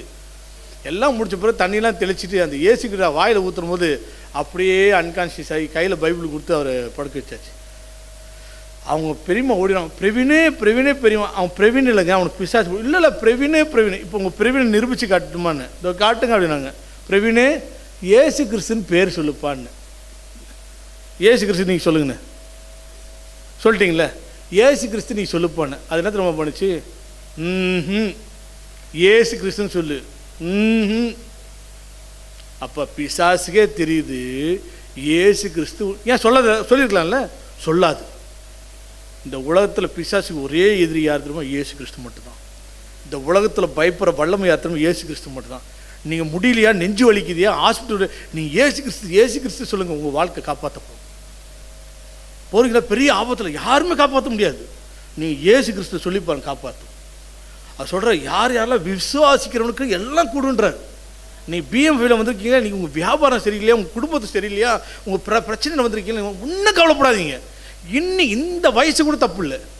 இன்றைக்கி நீங்கள் எல்லாம் மேலே வந்திருக்கல, என்ன காரணம் நினச்சிருக்கீங்க? எங்கள் முதலமைச்சர் செத்து போவார், தலைவர் செத்து போவார், பொண்டாட்டி செத்து போவோம், புருஷன் செத்து போவோம், உங்கள் பிள்ளையும் கைவிட்டுரும், உங்கள் காசு போயிடும், உங்கள் இளமா போயிடும், உங்கள் வயசு போயிடும், எல்லாம் போயிடும். ஆனால் ஏசு கிறிஸ்து உங்களை விட்டு போக மாட்டார். நீங்கள் சொல்கிறல, நீ நம்பிக்கை இல்லை, நீங்கள் மரித்த பிறகு நீங்கள் பார்ப்பீங்க. இப்போ நான் பேசுகிறேன்ல, நல்லா கவனிச்சிங்க. நம்ம எல்லாம் தேவனுடைய சித்தமாக இருந்து 2ஆம் வருகைக்கு மேலே நம்ம போய் பார்க்கும்பொழுது நீங்களாம் ஓடி வந்து ஒன்று சொல்லுவீங்க, பிரதர் நீங்கள் சொன்னதெல்லாம் 100% உண்மை பிரதர், ஏசு கிறிஸ்தெல்லாம் பார்க்குறோம் பிரதர். எப்படி பிரதர் இதெல்லாம் உண்மை அப்படின்னு கேட்டிங்கன்னா, குழந்தை எங்கே உருவாகுது, வயிற்றில். குழந்தை எங்கே உருவாகுதுங்க, வயிற்றில். குழந்தைக்கு எங்கே சாப்பாடு கிடைக்குது, வயிற்றில். குழந்தைக்கு எது உலகம், வயிறு. எது பத்திரம் எல்லாம் இருக்குது. ஆனால் வயிற்றுக்குள்ளேருந்து வெளியே வந்தால் செத்துரும் இல்லை. எது சாப்பாடு கொடுக்குதோ அந்த டியூப்பை வெட்டி கழுத்தை பிடிச்சி தரத்தரன்னு இழுத்து வெளியே தூக்கி போடுறாங்க. குழந்தை செத்துச்சா, அது நினச்சிச்சு 10 மாதம்தான் வாழ்க்கைன்னு நினச்சிச்சு. ஆனால் வெளியே வந்த பிறகு தான் தெரியுது 70 வருஷம் 60 வருஷம் பீஸா திங்குது, பர்கர் திங்குது, பிரியாணி திங்குது, மாடிக்கு போகுது, லிஃப்ட்டில் இறங்குது, லிஃப்ட் இல்லைனா படிக்கட்டில் ஏறுது, அங்கே ஓடுது, இங்கே ஓடுது, பைக் இப்படி முறுக்குது, டிவியை பார்க்குது, தேட்டரை பார்க்குது, கடலை பார்க்குது, அலையை பார்க்குது, வானத்தை பார்க்குது, எல்லாம் பார்க்குது. அப்போது வயிற்றுக்குள்ளே இருக்கிற இருட்டுக்குள்ளேருந்து அம்மா வயிற்றுக்குள்ளே இப்படியே போகணும், இதுதான் உலகம், இந்த டியூப்பில் தான் சோறு வரும் நம்பிட்டு இருந்துச்சு. ஆனால் வெளியே தூக்கி போட்டு இவ்வளோ பெரிய உலகம் இருக்குது. எப்படி உண்மையோ அதே போல் நீங்கள் நினச்சிட்டு இந்த உலகத்தில் வாழலாம், இதை வாழலாம், இப்படியே இது செத்து போய்ட்டால் அவ்வளோதான். உங்களுக்கு செத்த பிறகு ஒரு பெரிய வாழ்க்கை இருக்குது. ஒன்று நரகத்தில் எரிஞ்சிக்கிட்டே இருப்பீங்க, ஆனால் சாவு வராது. இப்போ கிரோசி பிரச்சனையா, மண்ணனை ஊற்றிக்கிற தூக்கு மாடி செத்துக்கிற ஒரு 5 செகண்டே வழி இருக்கு. அங்கே நீங்கள் மண்ணனை எரிஞ்சிட்டே இருப்பீங்க, நரகத்தில் எரிஞ்சிட்டே இருப்பீங்க, சாவு வராது, கத்தி கதறிட்டே இருப்பீங்க. ஆனால் இயேசு கிறிஸ்துவை ஏற்றுக்கொண்டு உங்கள் பாவத்தை அவர் ரத்தத்தினால் கழுவப்பட்டு நீ பலத்து பண்ணினா காலகாலமாக சந்தோஷமாக இருப்பீங்க. காலகாலமாக 2 வாழ்க்கை தான். நீங்கள் சாகிறதுக்கு முன்னாடி முடிவு எடுத்துருங்க, என் வாழ்க்கை இயேசு கிறிஸ்து, இன்றைக்கி நைட் நான் மறிச்சாலும் பரலோகத்தில் இருப்பேன். இவ்வாறாக என் வாழ்க்கை அதுக்கப்புறம் மாறுகிறது. இயேசு கிறிஸ்துவை சொந்த ரட்சகராக ஏற்றுக்கோங்க. நான் பண்ண 2 விஷயம், என்னைக்கு ரட்சிக்கப்பட்டனோ அன்னிலேருந்து இந்த வேதாகமத்தையும் இந்த ஜபத்தையும் நான் விடலை. பைபிள் என்னென்னா தேவன் உங்களோட பேசுவார், ஜபம் என்னென்னா நீங்கள் தேவனோட பேசுவீங்க. பறவைக்கு எப்படி 2 ரெக்கையோ மனிதனுக்கு எப்படி 2 கண்ணோ, அதே போல் வந்து பார்த்தீங்கன்னா நீங்கள் வாழ்க்கையில் மேலே வர்றதுக்கு இந்த ஜபமும் பைபிளும் இது என் வாழ்க்கையில் முக்கியமானது. அதுக்கப்புறம் என் வாழ்க்கையில் வந்து போகிறேன், ஆண்டவர் வந்து போகிறேன், ஒரு சின்ன ஒரு மூத்திர சந்து மாதிரி இருக்கும், அதில் ஒரு சின்ன ஒரு ரூம் வச்சு 2 மிஷின் வச்சுட்டு விற்குமா விற்காதான்னு உட்காந்துருந்தேன். இன்றைக்கி ஒரு பெரிய கம்பெனி கொடுத்தாரு, ஈரோட்டில் பெரிய கம்பெனி கொடுத்தாரு. ஆண்டவர் இயேசு கிறிஸ்து செத்த பிறகு மட்டும் உங்களுக்கு வாழ்க்கை கொடுக்கல, நீங்கள் உயிரோடு இருக்கும்போது இங்கேயும் வாழ்க்கை கொடுப்பாரு. உலகமே எதிர்த்து வந்து நிற்கும், உங்களை ராஜா மாதிரி நிப்பாடி காட்டுவார். எந்த இடத்துல அசிங்கப்படுத்துறீங்களோ அங்கெல்லாம் கிடையாது. எந்த ஈரோட்டில் குடிகாரனா, எந்த ரோட்டில் உருண்டு பறனா அந்த இடத்துல நான் இப்போ தொழிலாளராக ஈரோட்டில் எல்லாம் கையெடுத்து வணங்குற அளவுக்கு ஆண்டவர் என்னை தொழிலதிபராக வச்சிருக்கிறாரு. ஐயோ சென்னையில் குடிகாரனா அந்த அப்போ பழகத்தில் எங்கேயோ ஊரோட்டு ஓட்டோம், இன்னைக்கு சென்னையில் ஆஃபீஸ் வச்சு அங்கே வச்சிருக்கிறாரு. இன்றைக்கி இதே திருச்சியில் வந்து பார்த்தோன்னா குடிச்சிக்கிட்டு தேட்டருக்கெல்லாம் போயிட்டு ஒன்றதுக்கு புரோஜனம் இல்லை, சொந்தக்காரங்க மத்தியெல்லாம் கெட்ட பேர் வாங்க. அதே இடத்துல இன்றைக்கி திருச்சின்னு சொந்த ஆஃபீஸை ஓப்பன் பண்ணுறதுக்கு ஆண்டவருக்கு ருசிக்கிறார். ஆண்டவர் உண்மை உள்ளவர். ஆண்டவர் இல்லை, நான் ஒரு பிஸ்னஸ் மேனாக ஆண்டவர் அப்புறம் மனுஷனை மட்டும் அதில் என்ன பிஸ்னஸ் மேனாக மாதிரி நான் அந்த குடியை விட்டு இதெல்லாம் பண்ணி என் வீட்டுக்குள்ளே மனம் மாதிரி ரச்சிப்புக்குள்ளே வந்தோடனே அடுத்த 1 மாதத்துலேயே பார்த்தோன்னா வெளியே வர ஒரு போர்டில் வீடு வாடகைன்னு போய் பார்த்தா பெரிய பால்கனி, வேப்ப மரம், நல்ல காற்று, நல்ல வெளிச்சம், பெரிய வீடு, நல்ல சந்தோஷமாக டபுள் பெட்ரூம், எல்லாம் ப்ரேயர் ரூம்லாம் இருக்குது. கடைசியாக ப்ரேயர் பண்ணும்போது நின்று பார்த்தா எந்த இருட்டு ரூமில் ஒரு மாடியில் இருந்தோமோ அதுக்கும் இதுக்கும் வந்து பிறகு ஒரு பில்டிங் தான் கேப். அப்போ பக்கத்துலேயே ஆண்டவர் வெளிச்சத்தை வச்சுருந்தார். ஆனால் பிரச்சனை என்னென்னா இயேசு கிறிஸ்து எங்களோட இல்லை. நல்லா புரிஞ்சுக்கிங்க. பிசாசானவன் இருளானவர் பாவம் இருக்கும்போது உங்களை அப்படியே கண்ணை குருடாக்கி உங்களை முடமாக்கி உங்களுக்கு ஒல்லனம் பண்ணிடுவான். ஆனால் ஆண்டவர் வந்தோன்னே உங்களை இருட்டில் வைக்க மாட்டார்.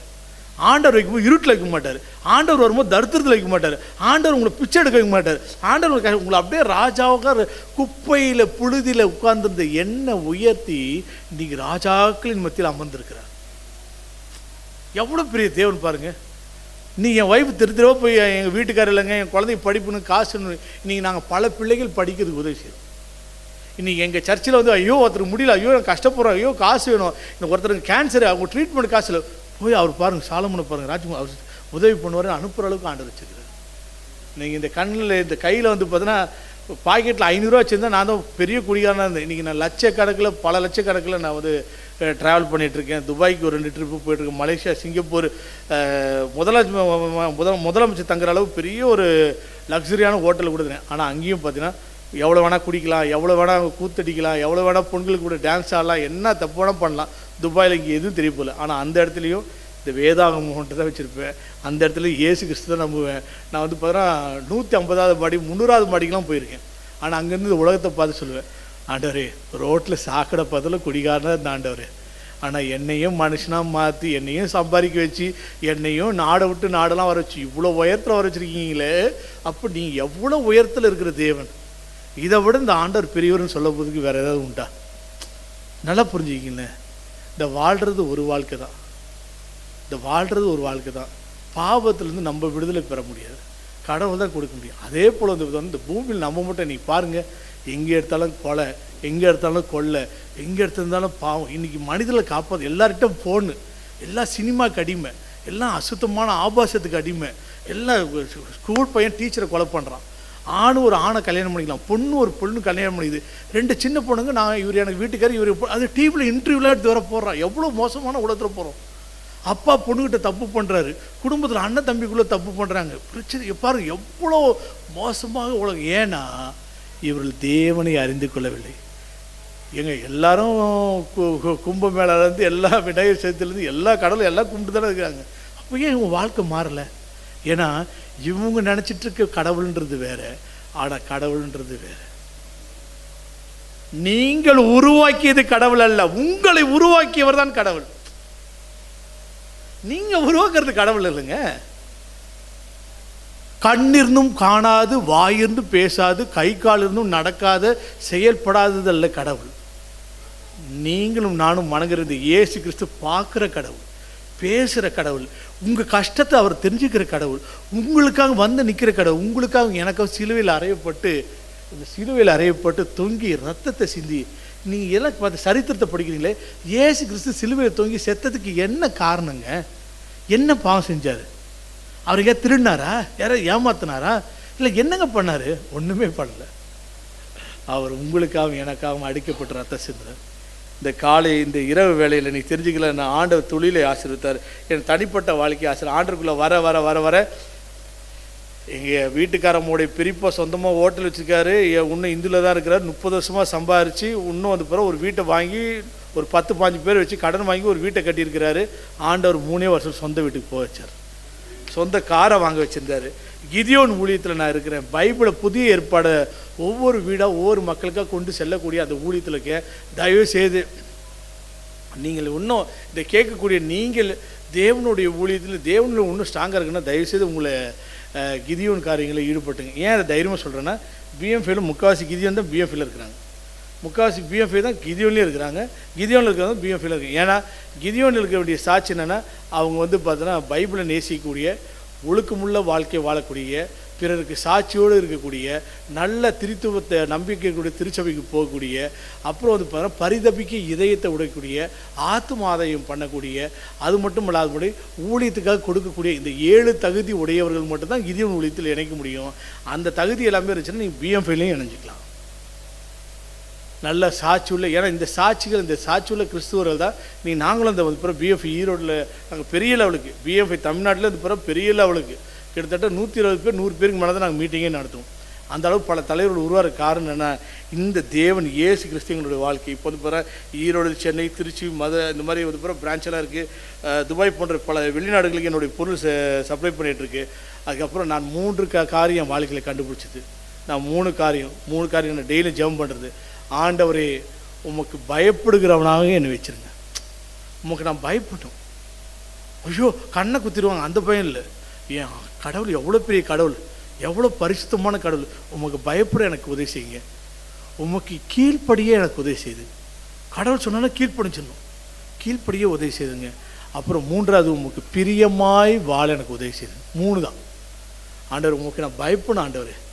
ஆண்டவரே உமக்கு நான் கீழ்ப்படினோம். ஆண்டவரே உமக்கு பிரியமாக இருக்க கட்டுத்தாங்க. இந்த 3 ஒவ்வொரு ஆண்டவரே வேதனை உண்டாக்கும் வழிகள் உண்டோ என்று ஒவ்வொரு நாளும் நான் சரி பண்ணுறேன். ஆண்டவரே ஏதாவது நான் பண்ணியிருந்தேன் என்னை மாற்றுங்க. ஆண்டவரே இன்றைக்கி மறித்து போய் நடுத்தெருவில் என் மனைவி வந்து என் பிள்ளைகள் சாப்பாட்டுக்கு வழியில்லாமல் சுற்ற வேண்டிய இடத்துல ஆண்டவர் மீட்டு கொண்டதுனால இன்றைக்கி உங்கள் முன்னாக சாட்சியாக வந்து இன்றைக்கி நாங்கள் சந்தோஷமாக வாழ்கிறோம். 2வது என்ன தெரியுமா, இன்று இரவு நான் மறித்தாலும் பரலோகத்தில் இருப்பேன் நம்பிக்கையோடு வாழ்கிறேன். ட்ரெயினுக்கு முன்னாடி போய் நிற்க சொன்னால் கூட திருச்சியில் நிற்பேன். ஏன் தெரியுமா, என்னோட ஆண்டவர் இருக்கிறாரு. ஒன்றும் இல்லை, அவர் என்னைக்கு சொல்ல இருந்தால் இந்த பூமியில் நான் இருந்தால் அவருக்கு நல்லது, பரலோகத்தில் நான் போனேன்னா அது எனக்கு நல்லது. இவ்வளோதான் டீலிங். ஆண்டவர் எத்தனை நாள் வரைக்கும் வச்சுருக்கிறாரோ அத்தனை நாள் வரைக்கும் தேவனுக்கு பிரியமாக இருந்து நல்ல ஒரு தரமான சம்பவத்தை நம்ம வாழ்க்கையில் பண்ணிட்டு இருப்போம். பல பேர் இயேசு கிறிஸ்துவை அறிஞ்சிக்கணும், அவ்வளோதாங்க. இன்றைக்கி நான் எல்லாரையும் நேசிக்கிறேன். என் 2 பெண்ணு பிள்ளைங்களும் கடவுள் பயந்து வாழ்கிறாங்க. உலகமே மொபைல் ஃபோனுக்கு அடிமையாக இருக்குது. என் பெரிய பொண்ணுக்கு மொபைல் ஃபோன் ஆப்ரேட்லாம் பண்ணுவாள், அந்த அளவுக்கு அடிமையாக இல்லை. எதாக இருந்தாலும் வீட்டில் வந்து ஸ்கூலில் நடக்கிற எல்லா விஷயத்தையும் அம்மாட்ட ஷேர் பண்ணுவாள். என் மனைவி என்னை நேசிக்கிறாங்க. நாங்கள் எல்லாம் ஒரு சின்ன குடும்பமாக சந்தோஷமாக டெய்லியும் வந்து பார்த்தோன்னா ஒரு ஏசியால் சந்தோஷமாக கொடுக்கலாம். ஒரு நாள் என் பொண்ணு கேட்டான், டாடி வெயில் அடிக்குது, ஐயோ ரொம்ப கஷ்டமாக இருக்கு டாடி, தயவுசெய்து இது வெயிலுக்காகாவது ஏசாமி ஏற்றுக்கோ. என்ன டாடி வெயிலுக்கு ஏசாமிங்கன்னா சந்தோஷம், எம்மா செத்த பிறகு நரகத்தில் இதோட பயங்கரம் அனலும் இதாக இருக்கும், இந்த வெயிலே தாங்க முடியலையோ அந்த வெயில் எப்படி நீ தாங்க போகிற. அதனால் இதெல்லாம் பார்த்தீங்கன்னா அங்கே ஏசிலாம் இருக்காது பரலோகத்தில், ஆனால் ஏசாமி இருப்பார். எப்படிங்க, அங்கே ஏசி இருக்காது, ஏசாமி இருப்பார். இந்த உலகத்தில் 2 விஷயந்தாங்க, ஒன்று மாதிரியே இருக்கும் ஆனால் ஒன்றும் இல்லை, ஆனால் ஒன்றும் இல்லாத மாதிரியே இருக்கும் ஆனால் ஒன்றா இருக்கும். எப்படி தானே கேட்குறீங்க? ஒசமா தெரியுமா, ஒபாமா தெரியுமா? ஒபாமா யார்? அமெரிக்கா ஜனாதிபதி. ஒபாமா யார்? அமெரிக்கா ஜனாதிபதி. ஒசமா யார்? தீவிரவாதி.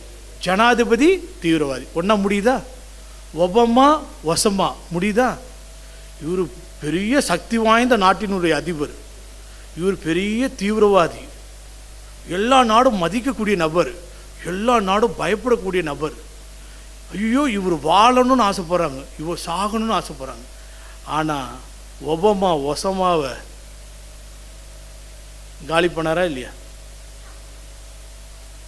இன்னும் கதை முடியல, இதான் ஸ்டார்டிங். ஒரே மாதிரி தானே இருக்கு, ஆனால் ஒன்றும் இல்லை. 2வது என்னங்க, ஒபாமா ஒசமாபதி இயேசு பிசாசு, இயேசு பிசாசு, பிசாசு இயேசு, எல்லாம் ஒரே மாதிரி தானே முடியுது, சூழ தானே முடியுது. 2 3 எழுத்து தான், ஏ சு, பி சா சு, எல்லாம் சூழ தான் முடியுது. ஆனால் 2உடைய முடிவு ஒரே இது இல்லை. இந்த இயேசு உங்களை பரலோகத்துக்கு கொண்டு செல்வார், இந்த பிசாசு நரகத்துக்கு கொண்டு செல்வான். இந்த பரலோகத்துக்கு வழி பெருசாக இருக்கும், சின்னதாக இருக்கும். அதான் கவனிக்கிறீங்களா இல்லையா? அல்ல இல்லையா? லிஃப்ட்டு வேலை செய்யாது, லிஃப்டே இருக்காது பரலோகத்துக்கு, படிக்கடியாக இருக்குது, எல்லாம் கிட்ட வந்துடும், ஐயோ முடியாதுன்னு போயிடுவாங்க. ஆனால் கஷ்டப்பட்டு வரவங்க பரலோகத்துக்கு போயிடலாம். ஆனால் நரகத்துக்கு புர்ஜ் கலிஃபா 350 மாடி இருக்குது, 3 செகண்டில் போயிடும் 350வது மாடிக்கு. உடனே நரகத்துக்கு எல்லாம் டான்ஸ்லாம் ஆடுவாங்க, எல்லாம் கொண்டாட்டமாக இருப்பாங்க, எல்லாருக்கும் பயங்கர சந்தோஷமாக இருக்கும். ஆனால் அங்கே போய் செத்துருவீங்க. ஆனால் இங்கே அப்படியே சாகிற மாதிரி கஷ்டமாக இருப்பீங்க, ஆனால் அங்கே போல சந்தோஷமாக இருப்பீங்க. இங்கே அடங்கியிருந்தீங்கன்னா அங்கே ஒரே அட்டகாசம் பண்ணலாம், ஆனால் இங்கே அட்டகாசம் பண்ணிங்கன்னா கடைசியாக அடக்கத்தோடு முடிஞ்சிடும் கதை. இந்த மொபைல் ஃபோன் தெரியல, பைபிள் மொபைல், ஒபாமா ஒசமா இயேசு பிசாசு. இன்னைக்கு பெரிய பிரச்சனை என்ன தெரியுமா? Bible mobile. ஒரே மாதிரி தானே முடியுது. பிஎல்இலே முடியுது. எல்லார் கையிலும் ஆண்டவர் பைபிள் கொடுத்தான். பிசாசின திரும்ப போனால் எல்லார் கையிலும் மொபைலை கொடுத்தான். ஆண்டவர் சொல்ல, இரவும் பகலும் தியானிக்கிற மனுஷன் பாக்கியவான், நீ இரவும் பகலும் தடவுற மனுஷன் சபிக்கப்பட்டவன். புரியுதுங்களா? ஆனால் உலகத்தில் காஸ்ட்லியான ஃபோன் என்னென்ன பாஸ்கரன் சொல்லுவார் பாருங்க. காஸ்ட்லியான ஃபோன் ஆப்பிள். பாருங்க, கைத்தட்டுங்க அண்ணனுக்கு. யாராவது ஆப்பிள் ஐஃபோன் வச்சுருக்கீங்களா? கண்டிப்பாக வச்சுருக்கீங்க. ஆனால் எங்கே நான் ஃபோனை காட்டுங்கண்ணே, காட்டு. நான் இன்னும் எடுத்து பார்க்குறேண்ணே. இதெல்லாம் ஆச்சரியமாக இருக்குது பாருங்க. அண்ணன் தான் ஆப்பிள் ஃபோனை கவர் போட்டு, நிறைய பேர் கவரே போட மாட்டாங்க ஆப்பிள் ஃபோனுக்கு. ஏன் தெரியுமா? அந்த ஆப்பிள்னு தெரியணும். மூஞ்சை கூட காட்ட மாட்டான். ஃபோட்டோ எடுக்கும்போது ஆப்பிளில் தான் காட்டுவான். ஆப்பிளோட சிம்பிளை பார்த்துருக்கீங்களா? பாதி கடித்த மாதிரி இருக்கு. இந்த உலகம் கந்தரகோலமாய் ஆகி தேவனுடைய மகிமைக்கு இந்த மனித குலம் இழந்து போனது காரணமே அந்த ஆப்பிளை கடிச்சது தான். இன்றைக்கி இந்த மனித குலம் சபிக்கப்பட்டு போகிறதுக்கும் அந்த ஆப்பிள் கடிச்சது தான். இன்றைக்கி எல்லாரும் அந்த ஆப்பிள் ஃபோன் வாங்கினா தான் போட்டாங்க. அன்றைக்கி ஒரு ஆப்பிளை வாங்கி போய் தான் இன்றைக்கி எவ்வளோ பிரச்சனை இருக்கும். இன்றைக்கி எல்லாருமே ஒரு ஆப்பிள் ஃபோன் வச்சுருக்கோம். என்னென்ன பிரச்சனை இருக்கும் பாருங்கள். மொபைலை சார்ஜ் போட்டால் தான் பேச முடியும். ஆனால் பைபிளில் எடுத்து நீங்கள் பேசுனீங்கனாலே நீங்கள் சார்ஜ் போட்டுக்கலாம். எப்படி? அதை தடவை பாவம் வந்து சேரும், இதை தடவை பரிசுத்தம் வந்து சேரும். மொபைல் உங்களை சந்தோஷப்படுத்திக்கிட்டே இருக்கும், நரகத்துக்கு கூட்டு போயிடும். ஆனால் பைபிள் உங்களை கண்டிச்சுக்கிட்டே இருக்கும், சொர்க்கத்துக்கு கூட்டு போயிடும். இந்த மொபைலில் ஏதாவது பிரச்சனை ரிப்பேர்னா யாரை அங்கே கான்டாக்ட் பண்ணோம்? யாரை கான்டாக்ட் பண்ணோம்? ஆப்பிள் ஃபோனில் ஏதாவது பிரச்சனை யாரை கான்டாக்ட் பண்ணோம்? அண்ணாச்சியவா, பாஸ்கர் ஐயாவையா? யாரை கான்டாக்ட்? ஆப்பிள் ஃபோனில் பிரச்சனை யார்கிட்ட இருக்குது? ஆப்பிள் ஃபோனை தயாரிச்சுக்கிட்டு தான் போகணும். அதுபோல் உங்களையும் என்னையும் தயாரித்தது யார்? ஆண்டவராகிய இயேசு கிறிஸ்து. ஆண்டவராகிய இயேசு கிறிஸ்து. எல்லா ஃபோன்லேயும் ஓஎஸ்ன்னு ஒன்று ஆப்ரேட்டிங் சிஸ்டம். அது என்ன பண்ணால் இந்த சாஃப்ட்வேரையும் ஹார்ட்வேரையும் வேலை செய்யும். இந்த வாட்ஸ்அப்பில் சாஃப்ட்வேரு, உள்ளே இருக்க கேமராலாம் ஹார்ட்வேரு, இது எல்லாத்தையும் ஒன்றா வேலை செய்ய வைக்கிறது தான். அது போல் உங்களையும் என்னையும் வேலை செய்ய வைக்கிற ஆப்ரேட்டிங் சிஸ்டம்னு தெரியுமா? வசனம், தேவ வசனம் உங்களை என்னையும் ஆக்டிவேட் பண்ணுறது. அப்போ உங்களுக்கும் எனக்கும் வந்து பார்த்தீங்கன்னா ஆண்டவர் வந்து அப்புறம் சார்ஜ் போடுற ஒரே இடம் இந்த பைபிள் தான். மொபைலை கொஞ்சம் ஓரமாக வைங்க. எங்கள் வீட்டில் எல்லா குழந்தைக்கும் நான் ஃபோன் வாங்கி கொடுத்துருவேன். எல்லாம் ஒவ்வொன்றும் நோண்டிகிட்டு இருக்கும். ஆனால் சீக்கிரம் எல்லாம் நாசமாக போயிடும். பெட்டில் பார்த்தா அப்பா ஒரு ஃபோனில் தடவுவார். அன்றைக்கி எல்லாம் பார்த்தா மனைவி மேலே ஒரு கையை வச்சுக்கிட்டு குழந்தைய கொஞ்சிக்கிட்டு, இப்போ இவர் திரும்பி இப்படி பார்த்துருப்பாரு, அம்மா திரும்பி இப்படி படுத்துக்கும். இப்போ நடுவில் குழந்தை இந்த சேனல் பார்க்கலாமா, அந்த சேனல் பார்க்கலாமா, சன் டிவி பார்க்கலாமா, விஜய் டிவியை பார்க்கலாமா, அப்படி தானே போகுது. நீங்கள் வேணால் யோசிச்சு பாருங்க. போய் ரயில்வே ஸ்டேஷன் போய் எல்லாம் பண்ணி கூட்டம் மாதிரி உட்காந்துட்டு பார்த்துட்டே இருக்கும். வணக்கம் கூட சொல்ல மாட்டாங்க. பார்த்துட்டு அப்படியே எப்படின்னு. அதோட ட்ரெயினில் பயமாக இருக்கும். நைட்டு அப்படியே பார்த்து ஏஞ்சி பார்த்தா பேயை பார்க்குற மாதிரி இருக்கும். அப்படியே பார்த்தா போகிறக்குள்ளே இப்படி வச்சு இப்படியே தடவிட்டு இருப்போம். எல்லாம் தூங்குகிற டைமில் என்னடான்னு பார்த்தா ஃபோனுக்கு அடிமை. எல்லாரும் பாருங்கள், ஃபோனை பார்த்துட்டே இருங்க. யார் கூடயாவது தவறாக பழகி செத்து போயிருங்க, ஃபோனை பார்த்துட்டே இருங்க. அப்புறம் யார் கூடயாவது வந்து பாரு கள்ள தொடர்புன்னு செத்து போயிருங்க, ஃபோனை பார்த்துட்டே இருங்க. ரம்மி விளையாடுறன்னு வரும், உடனே அதில் காசு போட்டு லட்சக்கணக்கில் தொலைச்சி செத்து போயிருங்க, ஃபோனை பார்த்துட்டே இருங்க. ஆனால் பைபிளை படித்து யாராவது செத்து போனவங்க இருக்காங்களா? பைபிள் பல பேரை வாழ வச்சுருக்கு, மொபைல் ஃபோன் பல பேரை அழிய வச்சுருக்குது. இயேசு பல பேருக்கு வாழ்வளித்திருக்கிறார், பிசாசு பல பேரை அழிச்சிருக்கிறான். அதனால் இந்த நாளிலும் கூட என்னுடைய வாழ்க்கையை அப்படி அழிவிலேருந்து மீட்டு எடுத்து கொடுத்தது வந்து பார்த்தீங்கன்னா அந்த நசரனாகிய இயேசு கிறிஸ்து. உங்கள் வாழ்க்கையில் உங்களை காப்பாற்றக்கூடிய 3 விஷயம் இருக்குது. ஒன்று இயேசு கிறிஸ்து, ரெண்டாவது என்னங்க? இவ்வளோ நேரம் சொல்லி இந்த கேள்வி பதில் சொல்ல தான் முடியும். ரெண்டாவது இயேசு கிறிஸ்து, மூணாவது இயேசு கிறிஸ்து. ஏன்னா 2 சொல்லிட்டீங்கன்னா 3 மாற்ற மாட்டீங்க. ஒன்று தேவகுமாரன், ஒன்று மனித குமாரன், ஒன்று உலக ரட்சகர். உலகத்தின் பாவங்களை சுமந்து தீர்த்த ஆட்டுக்குட்டியானவராகிய நசரனாகிய இயேசு கிறிஸ்து மூலியமாக தான் மீட்புண்டு. நான் கெஞ்சி கேட்குறதுல என்ன தெரியுமா? இன்றைக்கி நான் திருச்சிக்கு வந்தது, உங்களை பார்த்தது, பேசுனது, என்னுடைய சாட்சி சொன்னதெல்லாம் இல்லை. இவ்வளோ மோசமான என்னையும் உலகத்தில் ஏதாவது சக்தி மாற்ற முடியுமா? ஒரு டாக்டர் இதை மாற்ற முடியுமா? அந்த குடிகாரனை ஒரு ஆசிரியர் மாற்ற முடியுமா? ஒரு கோயில் மாற்ற முடியுமா? ஒரு புண்ணிய கும்பமேளை மாற்ற முடியுமா? ஆனால் இயேசு கிறிஸ்துவனுடைய ரத்தம் மாற்றி ஒரு திருடனை, ஒரு அயோக்கியனை, ஒரு கேவலமான ஒரு பாவியை, ஒரு குடிகாரனை இன்னைக்கு ஒரு பரிசுத்தமானாய் மாற்றி தெரு தெருவாக ஆண்டருக்காக ஊழியம் செஞ்சுட்ருக்கேன். இன்றைக்கி நான் என்னோடய சர்ச்சில் நான் ட்ரெஷராக இருக்கேன். 140 வருஷம் நீங்கள் அந்த சர்ச்சு ஃபுல்லாக தேவனுடைய மகிமை விளங்கும்படியாக கணக்கு வழக்கு உண்மையாக எழுதிட்டுருக்கேன். நீங்கள் என்னை பார்த்தாலே நிறைய பேர் பயப்படுறேன். காரணம் தெரியுமா? நான் வெறும் கழுதை, ஆனால் நான் இயேசு கிறிஸ்துவை சுமந்த கழுதை. அதனால் பிரியமானது சந்தோஷமாக இருக்குது. பூமியில் என்ஜாய் பண்ணலாம், என்ன வேணால் பண்ணலாம். ஆனால் ஆண்டவர் சொல்ற அந்த ஒரு விஷயத்தை மட்டும் செய்யாத, பாவத்தை மட்டும் செய்யாது. ஆனால் பாவத்தை எதிர்ப்பதற்கு உங்களுக்கு திராணி கிடையாது. பாவத்தை எதிர்த்து பாவத்தை கழுவுவதற்கு இயேசு கிறிஸ்து தவிர வேறு வாய்ப்பும் கிடையாது. அதனால் இந்த நாளில் ஆண்டவராக இயேசு கிறிஸ்து உங்களோட கூட இருந்து இந்த சாட்சியை மனசில் வச்சிங்க. எப்போ வேணால் என்னோட தொடர்பு படுத்தி பேசணும், இல்லை ஏதாவது டவுட் இருந்தால் எனக்கு போகும்போது இப்போ கேளுங்க, போகும்போது கேளுங்க. அடிக்கடி நான் திருச்சிக்கு வருவேன், அப்போ என்னோட தொடர்பு கேளுங்க. நீங்கள் நல்லா வாங்க, பரலோகத்தில் நம்ம எல்லாம் ஒன்று ஏசாமி ஆர்ப்பரிப்போம். அதுக்கு முன்னாடி இன்னும் இப்போ நான் போகிறேன், நான் பரலோகத்துக்கு போகும்போது எனக்கு தெரிஞ்ச யாரோ நரகத்துலேருந்து அழுதாங்கன்னா, யாரோ ஒருத்தவங்க மண்ணெண்ணை ஊற்றிட்டு என் சாவுக்கு இவன் தான் காரணம்னா எவ்வளோ கஷ்டமாக இருக்கும். அதே போல் பரலோகத்துக்கு போகும்போது நிறைய சிஸ்டர் உங்கள் பக்கத்து வீட்டில் இருந்தேனே பிஎம்எஃப்ஐ கூட நீங்கள் போனீங்க, ஆனால் என்ன விட்டுட்டு போயிட்டீங்களே அப்படின்னு சொல்லாதவாருக்கு யார் யார் முடியுமோ பிஎம்எஃப்ஐ கூப்பிடுங்க. எத்தனையோ மலையெல்லாம் ஏறி போகிறாங்க, எத்தனையோ படியெல்லாம் ஏறி போகிறாங்க. ஹேண்டிகேப்பாக கால் இல்லாதவங்க கூடலாம் ஐயப்பன் மலைக்கு போகிறான். ஆனால் இந்த 4வது மலைக்கு வர்றதுக்கு என்ன இருப்பது? தேவனுடைய அன்பை, தேவனுடைய மகிமையை, தேவனுடைய அற்புதத்தை நீங்கள் நம்புங்க. பாவத்திலிருந்து விடுதலை பெறுங்க. இன்றைக்கி என்ன மனுஷனாக மாற்றுற அந்த ஆண்டவருக்கு நான் இப்போ இவ்வளோ தூரம் ஓடுறதெல்லாம் என்ன ஏங்க எப்போ பார்த்தாலும் ஊழியத்துக்கு ஓடுறீங்க அப்படின்னு கேட்பாங்க. அப்போ நான் சொல்லுவேன், நான் ஒரு 3 வார்த்தைக்காக ஓடுகிறேன். உண்மையும் உத்தமும் உள்ள ஊழியக்காரனேன்னு என்று என் இயேசு கிறிஸ்து என்னை கட்டி பிடிக்கிறதுக்காக ஓடுறேன். நான் வேறு எதுக்காக ஓடல. நல்லா புரிஞ்சுங்க, உங்கள் சொத்து அழிஞ்சிரும். உங்கள் சொத்து நல்லா இப்போ நீங்கள் மூச்சு நினைச்சு வச்சிங்களேன். என் ஃபோனை எடுத்துகிட்டு போகிறேன். என் ஃபோனு 1.5 லட்சம், அதை எடுத்துகிட்டு போய்ங்க. அருணா கைரியும் எடுத்துருவாங்க, எல்லாத்தையும் எடுத்துருவாங்க. இந்த இதையும் எடுத்துருவாங்க, கண்ணாடியும் வந்து பார்த்தா 54,000, இதையும் எடுத்துருவாங்க, எல்லாத்தையும் எடுத்துருவாங்க. போய் புதைச்சொன்னும் இல்லை. ஆனால் உங்களோடு கூட வருவது இயேசு கிறிஸ்து. உங்களுக்காக மேலே ஒரு இடத்தை ஏற்படுத்தி, அதனால் எதற்காக சம்பாதிக்கணும், எல்லாம் ஓடணும், எல்லாம் சம்பாதிக்கணும். ஆனால் அதன் மேலே நாட்டை வைக்கக்கூடாது. நீங்கள் நாட்டை வைக்கிறதுலாம் என்னென்னா, ஆண்டவர் சொல்கிறாரு, நான் பசியாக இருந்தேன், நான் வியாதியாக இருந்தேன், நான் துக்கத்தோடு இருந்தேன், நான் சிறைச்சாலையில் இருந்தேன். உங்களை சுற்றி யார் யார் இருக்காங்களோ அவங்களுக்கெல்லாம் உதவி செய்யுங்க. நீங்கள் திடீர்னு வந்து போகிறா திருமண காரியங்களோ உங்கள் பிள்ளைக்கோ உங்கள் இதுக்கோ வந்து போகிறா மாப்பிள்ளை நல்லா சவப்பாக இருக்கணும், நல்ல உயரமாக இருக்கணும், நல்ல கலராக இருக்கணும், நல்லா படிச்சிருக்கணும், நல்ல பெரிய வேலையில் இருக்கணும், பொண்ணு நிறைய நகை போட்டிருக்கணும், நல்ல கலராக இருக்கணும், பெரிய குடும்பம். அப்படி பார்க்காதீங்க. ஏசாமிக்கு பயப்புற மகனாக இருக்கிறானா? ஏசாமிக்கு பயப்புற பொண்ணாக இருக்கா? கருப்பாக இருந்தால் கூட பரவாயில்ல, அந்த பொண்ணை பார்த்துங்க. கருப்பாக இருந்தால் கூட பரவாயில்ல, மாப்பிள்ளை ஏற்றுங்க. ஆனால் தேவனுக்கு பயப்புற பையனாக இருக்கிறானா? தேவனுக்கு, ஏன்னா சொத்தெல்லாம் கூட போயிடும். ஆனால் அவன் நாளைக்கு வந்து போகிறான் தேவனுடைய ராஜ்யத்துக்கு. எனக்கு 2 பொண்ணு இருக்காங்க. இப்போ நான் என் ஒய்ஃப்கிட்ட சொல்லியிருக்கேன், நம்ம நல்லா படிக்க வச்சுட்டு ஏதாவது ஒரு ஊழியத்தில் இருக்க ஊழியக்காரனுக்காக நம்ம கட்டி கொடுக்கணுமா? ஏன் தெரியுமா?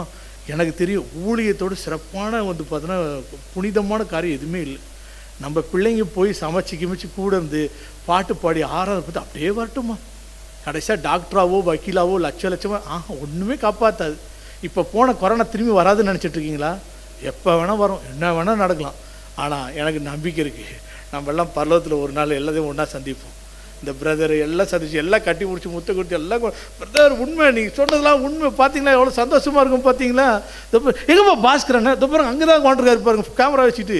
என்னப்பா பரலத்தில் வந்து கூட கேமரா வச்சுருக்கிறேன். ஆமாம் நான் பாஸ்கரன் ஃபோட்டோலாம் எடுத்துகிட்டு இருக்காரு சொல்லிட்டு அவர் இருப்பார், நான் இருப்பேன், எல்லாருமே இருப்பேன். நீங்களும் அதில் இருக்கணும்னு ஆசைப்பட்றேன். உங்களுக்காக நான் ஜெபம் பண்ணிக்கிறேன், எனக்காக நீங்கள் ஜெபம் பண்ணிக்கிங்க. நம்ம எல்லோரும் இறைமைந்தன் இயேசு கிறிஸ்துவின் நம்பிக்கை பிரகாரம் வாழ்ந்து நாம் இந்த உலகத்தில் மாத்திரமல்ல மறுமைக்கும் நாம் தயாராகி ஒன்று நிச்சயம் பாவத்தையும் சாபத்தையும் வேதனையும் எல்லாவற்றையும் போகக்கூடியவர் நசராகிய இயேசு கிறிஸ்துவின் திரு ரத்தம். அதற்கு நமக்கு தேவை இந்த வேத வார்த்தையும் அனுதினம் நம் தேவனை நோக்கி ஜெபமா. இதுதான் எனக்கு ஒரு மனுஷனை மாற்றி இன்றைக்கி உங்கள் முன்னாடி வச்சுருக்கு. இந்த வாய்ப்புக்கு என்னையும் இந்த வாய்ப்பை கொடுத்து இந்த அழைத்த பாஸ்கரையாவுக்கும் இந்த பிஎம்ஐ பொறுப்பாளர்கள் தலைவர்கள் மற்றும் இவ்வளோ நேரம் பொறுமையாக உட்கார்ந்து கேட்டு நான் கை தூக்கும் போதெல்லாம் அல்லேலூயா கைத்தெல்லாம் தட்டி உற்சாகப்படுத்துறவங்க எல்லோருக்கும் நன்றி.